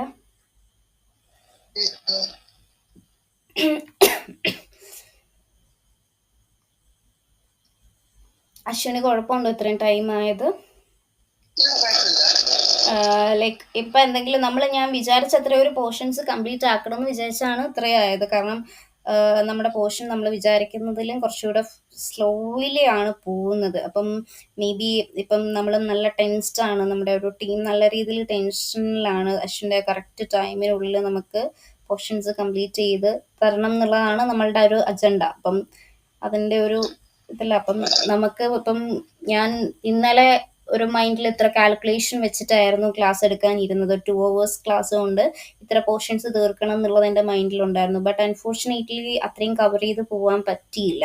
അപ്പം ഇനിയിപ്പോൾ നമുക്ക് അത്രയും സ്ലോലി പോകാൻ പറ്റില്ല, അത് കുറച്ച് ഡിഫിക്കൽട്ടാണ്. കാരണം നമുക്ക് എല്ലാ കാര്യങ്ങളും ഒന്നും പറഞ്ഞ് പോകാനുള്ള ഒരു സമയമില്ല, മനസ്സിലായോ? എല്ലാ കാര്യങ്ങളും പറഞ്ഞു പോകാനുള്ള സമയമില്ല ഇൻ ദ സെൻസ് നമുക്ക് each and every one text book എടുത്ത് വിശദീകരിച്ച് പോകാനുള്ള സമയമില്ല. പക്ഷെ എന്നാലും എൻ്റെ ഒരു എന്താ പറയുക, ഒരു സാറ്റിസ്ഫാക്ഷന് വേണ്ടിയിട്ട് ഞാൻ ബേസിക്സ് കാര്യങ്ങൾ ഉൾപ്പെടെ പറഞ്ഞു പോകുന്നുണ്ട്. പക്ഷെ പോകെ പോകെ വരുന്ന സമയത്ത് നമ്മളിപ്പോൾ കെമിക്കൽ ബോണ്ടിങ്ങിൽ നിന്ന് അങ്ങ് തുടങ്ങിപ്പോയി. അപ്പം ഈ ചാപ്റ്റർ നീങ്ങാതെ വരുമ്പോൾ ഓഫ് കോഴ്സ് അതൊരു ടെൻഷനാണ്. എന്തായാലും എനിക്ക് തോന്നുന്നു October first week or second week maximum അതിനുള്ളിൽ മേ ബി എക്സാം വരാൻ ചാൻസ് ഉണ്ട്. അപ്പം അതിനുള്ളിൽ നമുക്ക് പോർഷൻസ് കംപ്ലീറ്റ് ചെയ്യണം. ആൻഡ് നമ്മൾ പഠിപ്പിച്ചു പോകുന്ന കൂട്ടത്തിൽ അശ്വിൻ പഠിച്ചു പോകണം കേട്ടോ. അതാണ് ഏറ്റവും ഇമ്പോർട്ടൻറ്റ്. ഇപ്പം അയണുകളുടെ ഒരു രൂപീകരണത്തിലെ സൗകര്യം എന്ന് വെച്ച് കഴിഞ്ഞാൽ, ഇപ്പൊ അവരുടെ ആ ഒരു ഇതെന്ന് പറഞ്ഞാൽ ഇനേർട്ട് ഗ്യാസ് സ്ട്രക്ചറുള്ള അയൺസ് ഉണ്ടാകുന്നതിൽ പ്രധാനമായിട്ടും അയണിക് സൈസും അയണിക് ചാർജും എന്ത് ചെയ്യും, ഡിപ്പെൻഡ് ചെയ്യും. അതാണ് first application. Inert gas structure എന്താ?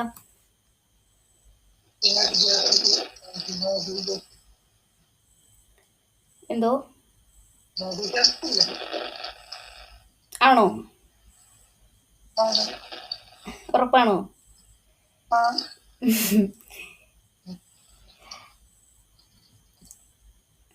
പീരിയോഡിക് ടേബിളിലെ ഗ്രൂപ്പ് 8 നോബിൾ ഗ്യാസ് എലമെന്റ്സ് ആണ് ഇനേർട്ട് ഗ്യാസ്. ഓക്കെ, ഇനി ക്ലോറൈഡ്സിന്റെ രണ്ടാമത്തതാണ് ക്ലോറൈഡ്സിന്റെ ആ ഒരു പ്രോപ്പർട്ടീസ്. ക്ലോറൈഡ് പോലെയുള്ള ആ ഒരു കോമ്പൗണ്ടുകളുടെ മെൽറ്റിംഗ് പോയിന്റ്, ബോയിലിംഗ് പോയിന്റ് എന്നിവ എന്തായിരിക്കും?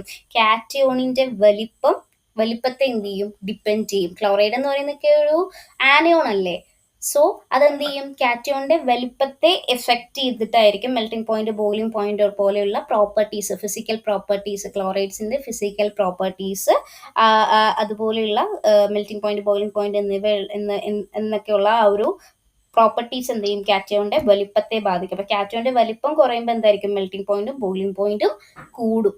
അതുപോലെ കാറ്റയോണിന്റെ വലിപ്പം കുറഞ്ഞാലോ മെൽറ്റിംഗ് പോയിന്റും ബോയിലിംഗ് പോയിന്റും കുറയും.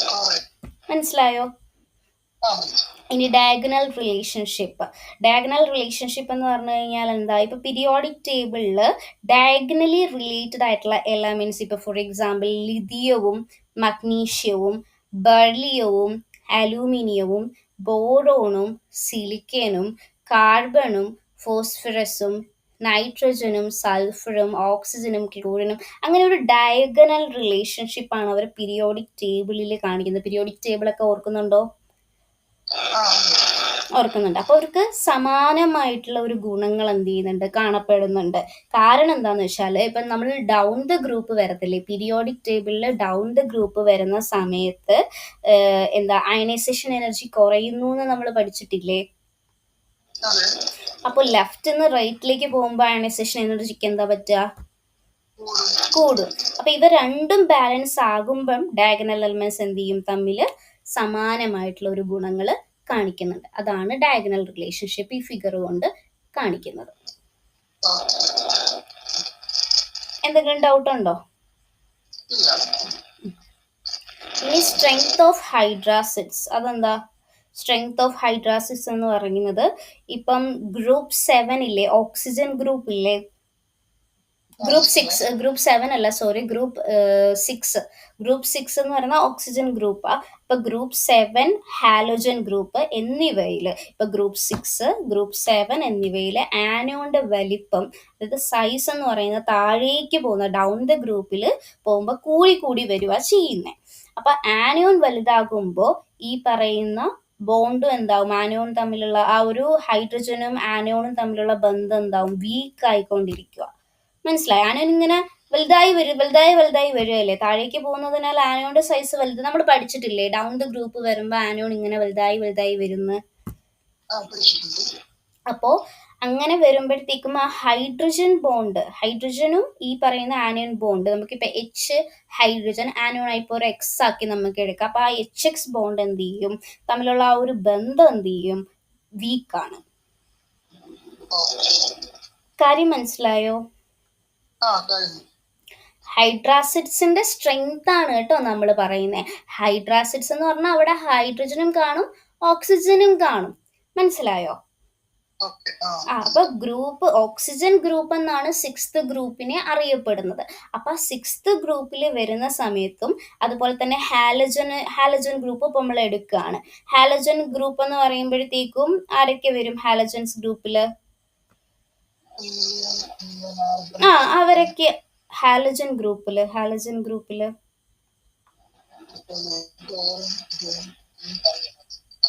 എന്തോ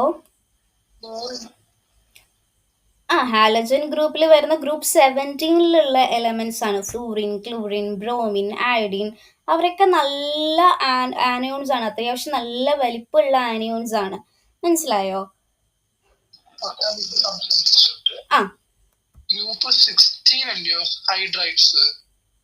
ഗ്രൂപ്പ് 6 ആണോ? ഓക്സിജൻ ഗ്രൂപ്പ് 6 ഏതോ നോട്ടില് ഞാൻ 16 എന്നാണ്. സോറി ഞാൻ പറഞ്ഞതിൽ തെറ്റാ. ഓക്സിജൻ ഗ്രൂപ്പ് എലമെന്റ്സ് ഗ്രൂപ്പ് 16 ആണ്. ഹാലജൻ ഗ്രൂപ്പ് എലമെന്റ്സ് ആണ് ഗ്രൂപ്പ് 17. അത് ചോദിച്ചാൽ നന്നായി. അയ്യോ, ഞാൻ ആ മിസ്റ്റേക്ക് ഇപ്പൊ പറഞ്ഞു തന്നേനെ. ഇപ്പൊ ഓക്സിജൻ മെമ്പേഴ്സിൽ ഓക്സിജൻ ഗ്രൂപ്പ് എന്ന് പറയുന്നത് ഇപ്പൊ ഗ്രൂപ്പ് 16 വരുന്ന മെമ്പേഴ്സ് ഓക്സിജൻ, സൾഫർ, ടെലേരിയം, സെലേനിയം, പോളേനിയം അങ്ങനെയൊക്കെ പറഞ്ഞിട്ടുള്ള ആൾക്കാരാണ് ഗ്രൂപ്പ് 16 എലമെന്റ്സിൽ വരുന്നത്. അവരാണ് അവരെ നമ്മൾ ചാൽക്കോജിൻസ് എന്നും വിളിക്കുന്നുണ്ട്. ഓക്സിജൻ ഗ്രൂപ്പ് എലമെന്റ്സ് എന്നാണ് പൊതുവെ പറയുന്നത്. അവർക്കൊരു പേരുണ്ട്, ചാൽക്കോജിൻസ് എന്നൊക്കെ പറഞ്ഞ്. അതിലേക്കൊന്നും ഞാൻ പോണില്ല. ഇതൊക്കെ നമ്മൾ ചെറിയ ക്ലാസ്സിലേക്ക് പഠിച്ചതാ. പിന്നെ ഞാൻ പറയുമ്പോൾ എല്ലാ ബേസും വെച്ചൊന്ന് പറഞ്ഞു പോകുന്നതേ ഉള്ളൂ. ഒരു ക്ലാരിറ്റി കിട്ടാൻ വേണ്ടി പറഞ്ഞു പോകുന്നതേ ഉള്ളൂ. ആക്ച്വലി അങ്ങനെ പറഞ്ഞു പോകുന്നതുകൊണ്ടാണ് നമ്മുടെ പോർഷൻ നീങ്ങാൻ കുറച്ച് പ്രയാസപ്പെടുന്നത്. 2 hours ആയി വരുന്നു. ഓക്കെ. അപ്പം ഗ്രൂപ്പ് 17ലുള്ള ഹാലജൻസ് എന്ത് ചെയ്യുന്നു? ഗ്രൂപ്പ് 16ലുള്ള. ഇപ്പൊ ഗ്രൂപ്പ് 16 എന്ന് പറഞ്ഞാൽ അവരെന്താണ്? ഓക്സിജൻ ഗ്രൂപ്പ്സ് ആണ്. ഓക്സിജൻ ഗ്രൂപ്പ്സ് എന്ന് പറഞ്ഞു കഴിഞ്ഞാലോ ഓക്സിജൻ ഗ്രൂപ്പ്സ് എന്ന് പറഞ്ഞാൽ ഗ്രൂപ്പ് 16 ആണ്. ഗ്രൂപ്പ് 17 എന്ന് പറഞ്ഞാൽ ഹാലജൻ ഗ്രൂപ്പ്. അപ്പൊ അവരിൽ എന്താ ആനയോണിന്റെ വലിപ്പം? ഇപ്പൊ ഗ്രൂപ്പ് 17 എന്ന് പറയുമ്പോൾ ക്ലോറിൻ, ബ്രോമിൻ, അയഡിൻ ഒക്കെ പോലെയുള്ള ഫ്ലൂറിൻ പോലെയൊക്കെ അവർ വലിയ ആനയോൺസാ. സോ അവരുടെ വലിപ്പം എന്താണ്? താഴേക്ക് ഇങ്ങനെ പോകുന്നതിനനുസരിച്ച് എന്ത് ചെയ്യും? കൂടി വരും. അപ്പോൾ ആനയോൺ വലുതാകുമ്പോൾ ആ ഒരു HX ബോണ്ട് തമ്മിലുള്ള ഒരു ബന്ധം എന്തായിരിക്കും? വീക്ക് ആയിരിക്കും. മനസ്സിലായോ? അപ്പൊ അതുകൊണ്ട് തന്നെ H+ എന്ത് ചെയ്യും? റിലീസ് ചെയ്യാൻ എളുപ്പമായിരിക്കും. അസിഡിറ്റി കൂടും. അസിഡിറ്റിയും ബേസിസിറ്റി ഒക്കെ അറിയാമല്ലോ. H+ ആണ് അസിഡിറ്റി കാണിക്കുന്നത്, OH- ആണ് ബേസിസിറ്റി കാണിക്കുന്നത്. അതൊക്കെ അറിയാമല്ലോ. സോ അതുകൊണ്ട് തന്നെ ആ ഒരു HX ബോണ്ട് ഹൈഡ്രാസിഡ്സിന്റെ കാര്യം പറയുന്നത്. അപ്പം HX ബോണ്ട് എന്ത് ചെയ്യും? വീക്ക് ആയതുകൊണ്ട് തന്നെ അവർ H+നെ റിലീസ് ചെയ്യും. റിലീസ് ചെയ്യാൻ അവർക്ക് എളുപ്പമാണ്. അതുകൊണ്ടാണ് അവർ അസിഡിറ്റി നേച്ചർ കാണിക്കുന്നതാണ് സ്ട്രെങ്ത് ഓഫ് ഹൈഡ്രാസിഡ്സ്. എന്തെങ്കിലും ഡൗട്ട് ഉണ്ടോ? ഇപ്പൊ ഞാൻ ഒരു എക്സാമ്പിൾ വെച്ച് പറഞ്ഞുതരാം. H2O. ഇപ്പൊ ഇവിടെ ആനയോൺ ആരാ? H2Oയിൽ ആനയോൺ ആരാ? O2-. O2-. ഇവിടെ ആനയോൺ O2- എന്ന് പറയുന്നത് ചെറുതാണ്. അപ്പൊ HO ബന്ധം ശക്തമാണ് അല്ലേ?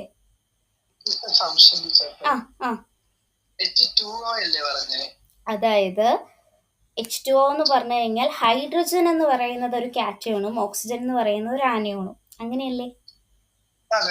അങ്ങനെയാണ് ഞാൻ ഉദ്ദേശിച്ചത്. അങ്ങനെ വിചാരിച്ചാൽ മതി.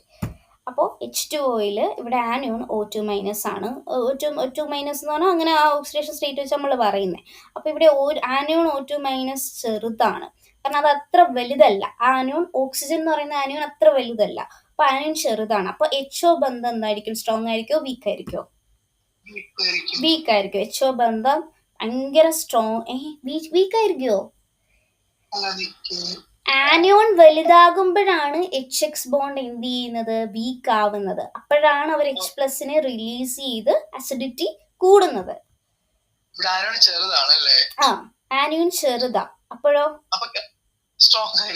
സ്ട്രോങ് ആണ്. ബന്ധം സ്ട്രോങ് ആണ്. അപ്പൊ H+നെ എളുപ്പത്തിൽ ഈസിലി റിമൂവ് ചെയ്യാൻ, പുറത്തേക്ക് റിലീസ് ചെയ്യാൻ പറ്റുമോ? പറ്റും. എന്നുവെച്ചാല് ശ്രദ്ധിച്ച് കേൾക്കുക, ഞാൻ ഒന്നുകൂടെ പറയാം. ഓക്കെ. എച്ച്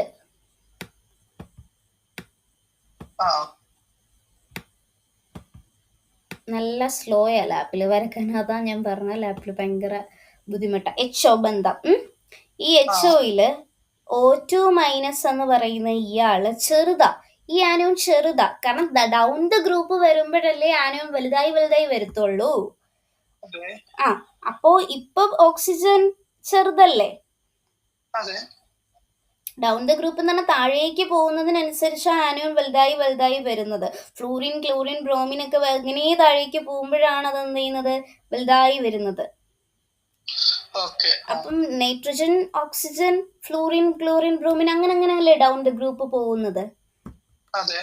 അപ്പൊ ഓക്സിജൻ ഇപ്പൊ ചെറുതാ. അപ്പം ചെറുതാകുന്നത് കൊണ്ട് തന്നെ ഈ എച്ച്ഒ ബന്ധം സ്ട്രോങ് ആയിരിക്കോ വീക്ക് ആയിരിക്കോ? സ്ട്രോങ് ആയിരിക്കും. അപ്പം ഈ എച്ച് പ്ലസിനെ ഈസിലി പുറത്തേക്ക് റിമൂവ് ചെയ്യാൻ പറ്റുമോ? ഇല്ല. അത്രേ ഉള്ളൂ. അപ്പൊ അസിഡിറ്റി എങ്ങനെയായിരിക്കും, വീക്ക് ആയിരിക്കോ സ്ട്രോങ് ആയിരിക്കോ? സ്ട്രോങ് ആയിരിക്കും.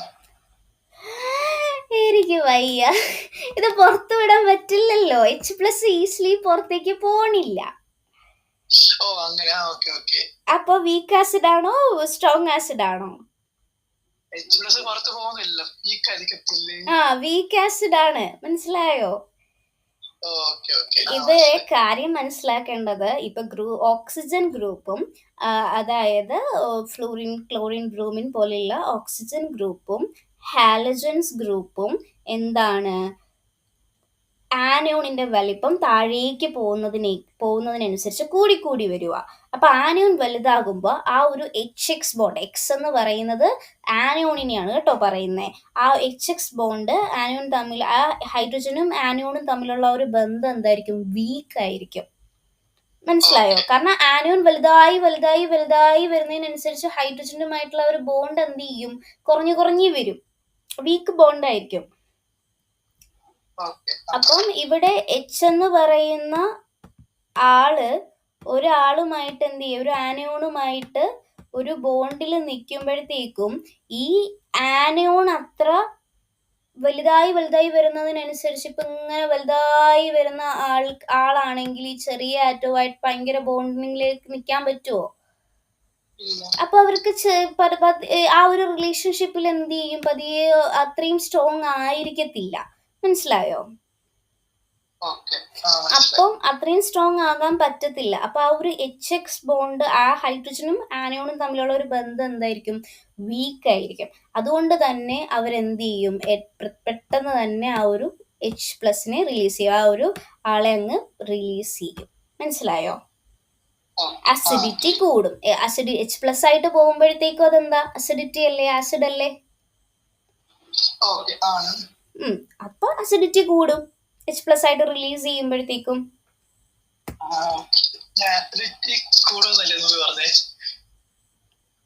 അസിഡിറ്റി അസിഡിറ്റി കൂടും. H+ റിലീസ് ചെയ്യാൻ എളുപ്പമായി കഴിഞ്ഞാൽ അസിഡിറ്റി കൂടും. H+ അല്ലേ അസിഡിറ്റി കാണിക്കുന്നത്. അപ്പൊ H+ റിലീസ് ചെയ്യാൻ പറ്റിയാൽ അവിടെ അസിഡിറ്റി ഉണ്ടെന്നല്ലേ? മനസ്സിലായോ? അപ്പൊ അതിനൊരു എക്സാമ്പിൾ ആണ് ഞാനിപ്പോ H2O കാണിച്ചത്. ഇവിടെ ആനയോൺ ചെറുതാ, ഓക്സിജൻ അത്ര വലിയ ആളല്ല. സോ ഇവിടുത്തെ HO ബോണ്ട് എന്തായിരിക്കും, സ്ട്രോങ് ആയിരിക്കോ വീക്ക് ആയിരിക്കോ? HO ബോണ്ട് വീക്ക് ആയിരിക്കും. കാരണം ആനയോൺ എന്ന് പറയുന്നത് ചെറുതല്ലേ. മറ്റേ കാറ്റയോൺ വലുതുമാണ്. കാറ്റയോണിന്റെ കാര്യം വിട്ടേക്ക്, ആനയോൺ നോക്കിയാ മതി നമ്മള്. ആനയോൺ ഇവിടെ ചെറുതാ. അപ്പൊ ആ ഒരു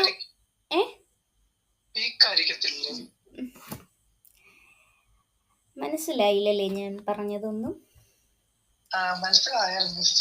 അല്ല, നമ്മൾ സാധാരണ നേരത്തെ കേസ് ചെയ്തത് ആനയോൺ എന്ന് പറയുന്നത് ചെറുതാണെങ്കിൽ പൊതുവെ വീക്ക് ആയിരിക്കത്തില്ല. ആനയോൺ ചെറുതാകുമ്പോ ഇപ്പൊ വലിയ ആളാകുന്നതിനനുസരിച്ചിട്ടാണ് എന്ത് ചെയ്യുന്നത്, ആ ഒരു കാറ്റയോണുമായിട്ടുള്ള ബോണ്ട് എന്ത് ചെയ്യുന്നത്, കാറ്റോൺ എന്ന് വെച്ചാൽ ഹൈഡ്രജനുമായിട്ടുള്ള ആ ഒരു ബോണ്ട് എന്ത് ചെയ്യുന്നു, അത്ര സ്ട്രോങ് അല്ല. വലുതായി വരുന്നതിനനുസരിച്ച് തൊട്ടിപ്പുറത്തിരിക്കുന്ന ആളുമായിട്ടുള്ള ആ ഒരു ബോണ്ട്, നേരത്തെ പറഞ്ഞത് ഇലക്ട്രോൺ ക്ലൗഡുകളുടെ കാര്യമാണ്, അത് വിട്ടേര്. അത് ഇതുമായിട്ട് കണക്ട് ചെയ്യണ്ട, മനസ്സിലായോ? ഇതിപ്പം ആ ബോണ്ട്, ആ റിലേഷൻഷിപ്പിന്റെ കേസാ പറഞ്ഞേ. അപ്പൊ ആ ഒരു റിലേഷൻഷിപ്പ് ഇവിടെ ഇവിടെ ഇപ്പം ആനിയോൺ വലുതാകുന്നതിനനുസരിച്ച് ഡൗൺ ദ ഗ്രൂപ്പ് വരുമ്പോൾ ആനിയോൺ വലുതായിക്കൊണ്ടിരിക്കുക ചെയ്യുന്നത്. സോ അങ്ങനെ വലുതായിക്കൊണ്ടിരിക്കുമ്പോഴത്തേക്കും എന്ത് ചെയ്യാൻ പറ്റില്ല, വലുതായിക്കൊണ്ടിരിക്കുന്ന സമയത്ത് ഈ പറയുന്ന കാറ്റയോണിന് അത്രയും കാറ്റയോണുമായിട്ടുള്ള ആ ഒരു ബോണ്ട്, ഇപ്പൊ കാറ്റയോൺ ഇവിടെ ഇങ്ങനെ നിൽക്കുക, ചെറിയ ആളായിരിക്കുമല്ലോ നോർമലി കാറ്റയോൺ, ഇപ്പൊ ഇങ്ങനെ വലുതായി വരുന്ന ആളാണ് എന്നുണ്ടെങ്കിൽ എന്ത് ചെയ്യാൻ പറ്റില്ല, ആ ഒരു ബോണ്ട് അത്രയും വീക്കായിരിക്കും, ബന്ധം ദുർബലമായിരിക്കും, വീക്കായിരിക്കും, ഹൈഡ്രജനും ആനയോണും തമ്മിലുള്ള ബന്ധം. ആ കോൺസെപ്റ്റ് അങ്ങനെ അങ്ങ് ക്ലിയർ ചെയ്ത് വെക്കുക, മനസ്സിലായോ? അപ്പം ഇതൊന്നും ഇതിനകത്തുള്ളതല്ല, ഇതിലൊക്കെ അവര് ജസ്റ്റ് ഒരു സെന്റൻസ് പറഞ്ഞു പോയ കാര്യ, മനസ്സിലായോ? ഞാൻ ഇതൊക്കെ ഒന്ന് എക്സ്പ്ലെയിൻ ചെയ്ത് പറയുന്നേ ഉള്ളൂ.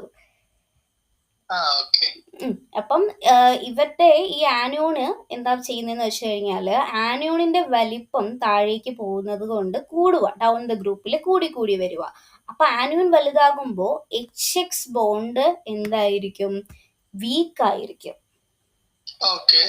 കാരണം അവരിങ്ങനെ വലുതായി വന്നുകൊണ്ടിരിക്കുക. അപ്പൊ തൊട്ടപ്പുറത്തുള്ള ഹൈഡ്രജനുമായിട്ട് ബോണ്ട് ചെയ്യാൻ അവർക്ക് സ്ട്രോങ് ആയിട്ടുള്ള ഒരു ബോണ്ട് അവിടെ ഫോം ചെയ്യാൻ പറ്റത്തില്ല. ആ ബോണ്ട് അങ്ങ് വീക്കാം. കാരണം അവരിങ്ങനെ വലുതായി വരുന്നതിനനുസരിച്ച് ആ ഒരു ഹൈഡ്രജനെയും കൂടെ പിടിച്ചു നിർത്താൻ അവർക്ക് പറ്റത്തില്ല. അവർക്ക് തൊട്ടപ്പുറത്തിരിക്കുന്ന ഹൈഡ്രജനെ പിടിച്ചു നിർത്താൻ പറ്റത്തില്ല. അപ്പൊ അവർക്കിടയിൽ ഒരു ബോണ്ട് അത്ര വീക്ക് ആവുമ്പോൾ ഇവരെന്ത് ചെയ്യും, ഈ ആനോൺ ആ ഹൈഡ്രജനെ അങ്ങ് റിലീസ് ചെയ്യും. അപ്പൊ ഹൈഡ്രജൻ റിലീസ് ആയാൽ അതെന്താകും, H+ ആയിട്ട് മാറും. H+ ആയിട്ട് മാറുമ്പോഴാണ് അത് ആസിഡ് ആവുന്നത്, മനസ്സിലായോ? അസിഡിറ്റി കൂടുന്നത്. ഇനി പറഞ്ഞില്ലെങ്കിൽ ഞാൻ നല്ല അവിടെ വന്ന് ഞാൻ ഇടിക്കും. പറ എന്താ, H2O വാട്ടർ. ഇവിടെ ആനയോൺ ചെറുതാണ്, HO ബന്ധം എന്തായിരിക്കും? ആനയോൺ ചെറുതാണ്, വീക്കറായിരിക്കും. എനിക്ക് ഇങ്ങോട്ട് കൊല്ലേ.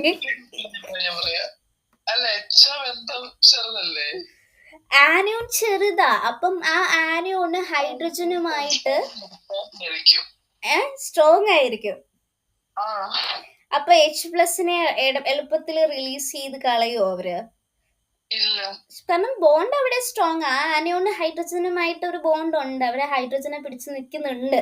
അപ്പൊ H+ ആയിട്ട് പുറത്തു വിടാൻ കഴിയില്ല, ആ അസിഡിറ്റി അവിടെ വീക്ക് ആയിരിക്കും. ബേസിസിറ്റിന്റെ കാര്യം വിട്ടേക്ക്, നമ്മൾ എന്താ പഠിക്കുന്ന, strength of ഹൈഡ്രാസിഡ്സ്.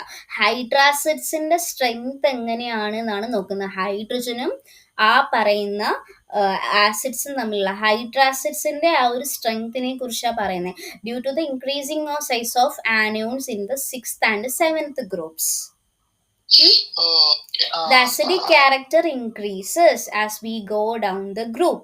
For example, due to the large size of S2 minus, H2 is a stronger acid than H2O. ഇതേ അവര് തന്നിട്ടുള്ളൂ. നമ്മള് ഇപ്പം H2O എക്സാമ്പിൾ വെച്ചാ പറഞ്ഞു. കാരണം H2O ഓക്സിജൻ അത്ര വലിയ ആനോൺ അല്ല ആസ് കമ്പയർ ടു സൾഫറിനെ ബേസ് ചെയ്ത് നോക്കുമ്പോ. സൾഫർ ഡൗൺ ദ ഗ്രൂപ്പ് നമ്മൾ ഓൾറെഡി പഠിച്ചല്ലോ, ഡൗൺ ദ ഗ്രൂപ്പ് വരുമ്പോ ആനോൺ എന്താണ്, വലുതാ. അപ്പം ഓക്സിജൻ കഴിഞ്ഞിട്ടല്ലേ ഡൗൺ ദ ഗ്രൂപ്പിൽ ആര് വരുന്നത്, ആനോൺസ് വരുന്നത്. പിന്നെന്താ,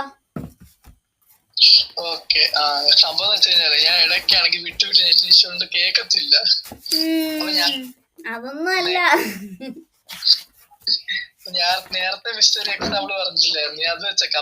അതാ ഞാൻ പറഞ്ഞേ, അതവിടെ കേട്ടത് കളഞ്ഞേര്. നമ്മളിപ്പോ വേറെയാ പഠിക്കുന്നത്, നമ്മൾ ഹൈഡ്രാസിഡ്സിന്റെ കാര്യമാ പഠിക്കുന്നത്.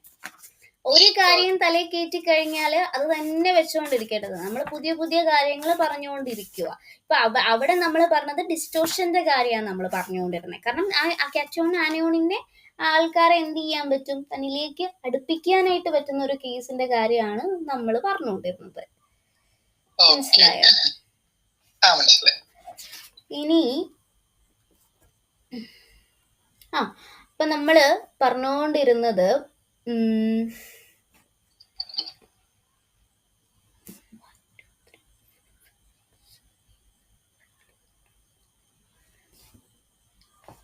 ഓക്കെ. അപ്പോൾ നമ്മൾ ഓക്സിജൻ കഴിഞ്ഞിട്ടാണ് ആര് വരുന്നത്, സൾഫർ വരുന്നത്. അപ്പം ഓക്സിജനേക്കാൾ വലിയ ആളാണ് ആര്, സൾഫർ അല്ലേ, വലിയ ആനയോണ. അപ്പോൾ ഹൈഡ്രജൻ സൾഫൈഡ് ആണ്, H2S എന്ന് പറയുന്ന ഹൈഡ്രജൻ സൾഫൈഡ് ആണ്. ഇവിടെ ആനോണിന്റെ S2- ഓക്സിജനേക്കാൾ വലുതല്ലേ. അപ്പൊ വലുതാവുമ്പോഴത്തേക്കും HS എന്ന് പറയുന്ന ബോണ്ട് സ്ട്രോങ് ആയിരിക്കോ വീക്ക് ആയിരിക്കോ?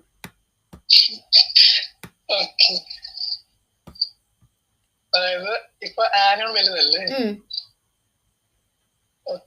ആ ബോണ്ട് വീക്ക് ആണ്. അപ്പൊ H+ പുറത്തു പോകത്തില്ലേ? പുറത്തു പോകും. H+ റിലീസ് ആകും. അസിഡിറ്റി സ്ട്രോങ്ങർ ആണ്, സ്ട്രോങ്ങർ ആസിഡ് ആണ്. അപ്പൊ H2S stronger acid than H2O. H2S H2നേക്കാൾ എന്താണ്, ശക്തമായ ഒരു സ്ട്രോങ്ങർ ആസിഡ് ആണ്. അതാണ് ഇവിടെ പറഞ്ഞത്. ക്ലിയർ ആയോ? ക്ലിയർ. Any doubts? ഇല്ല, ക്ലിയർ ആയി.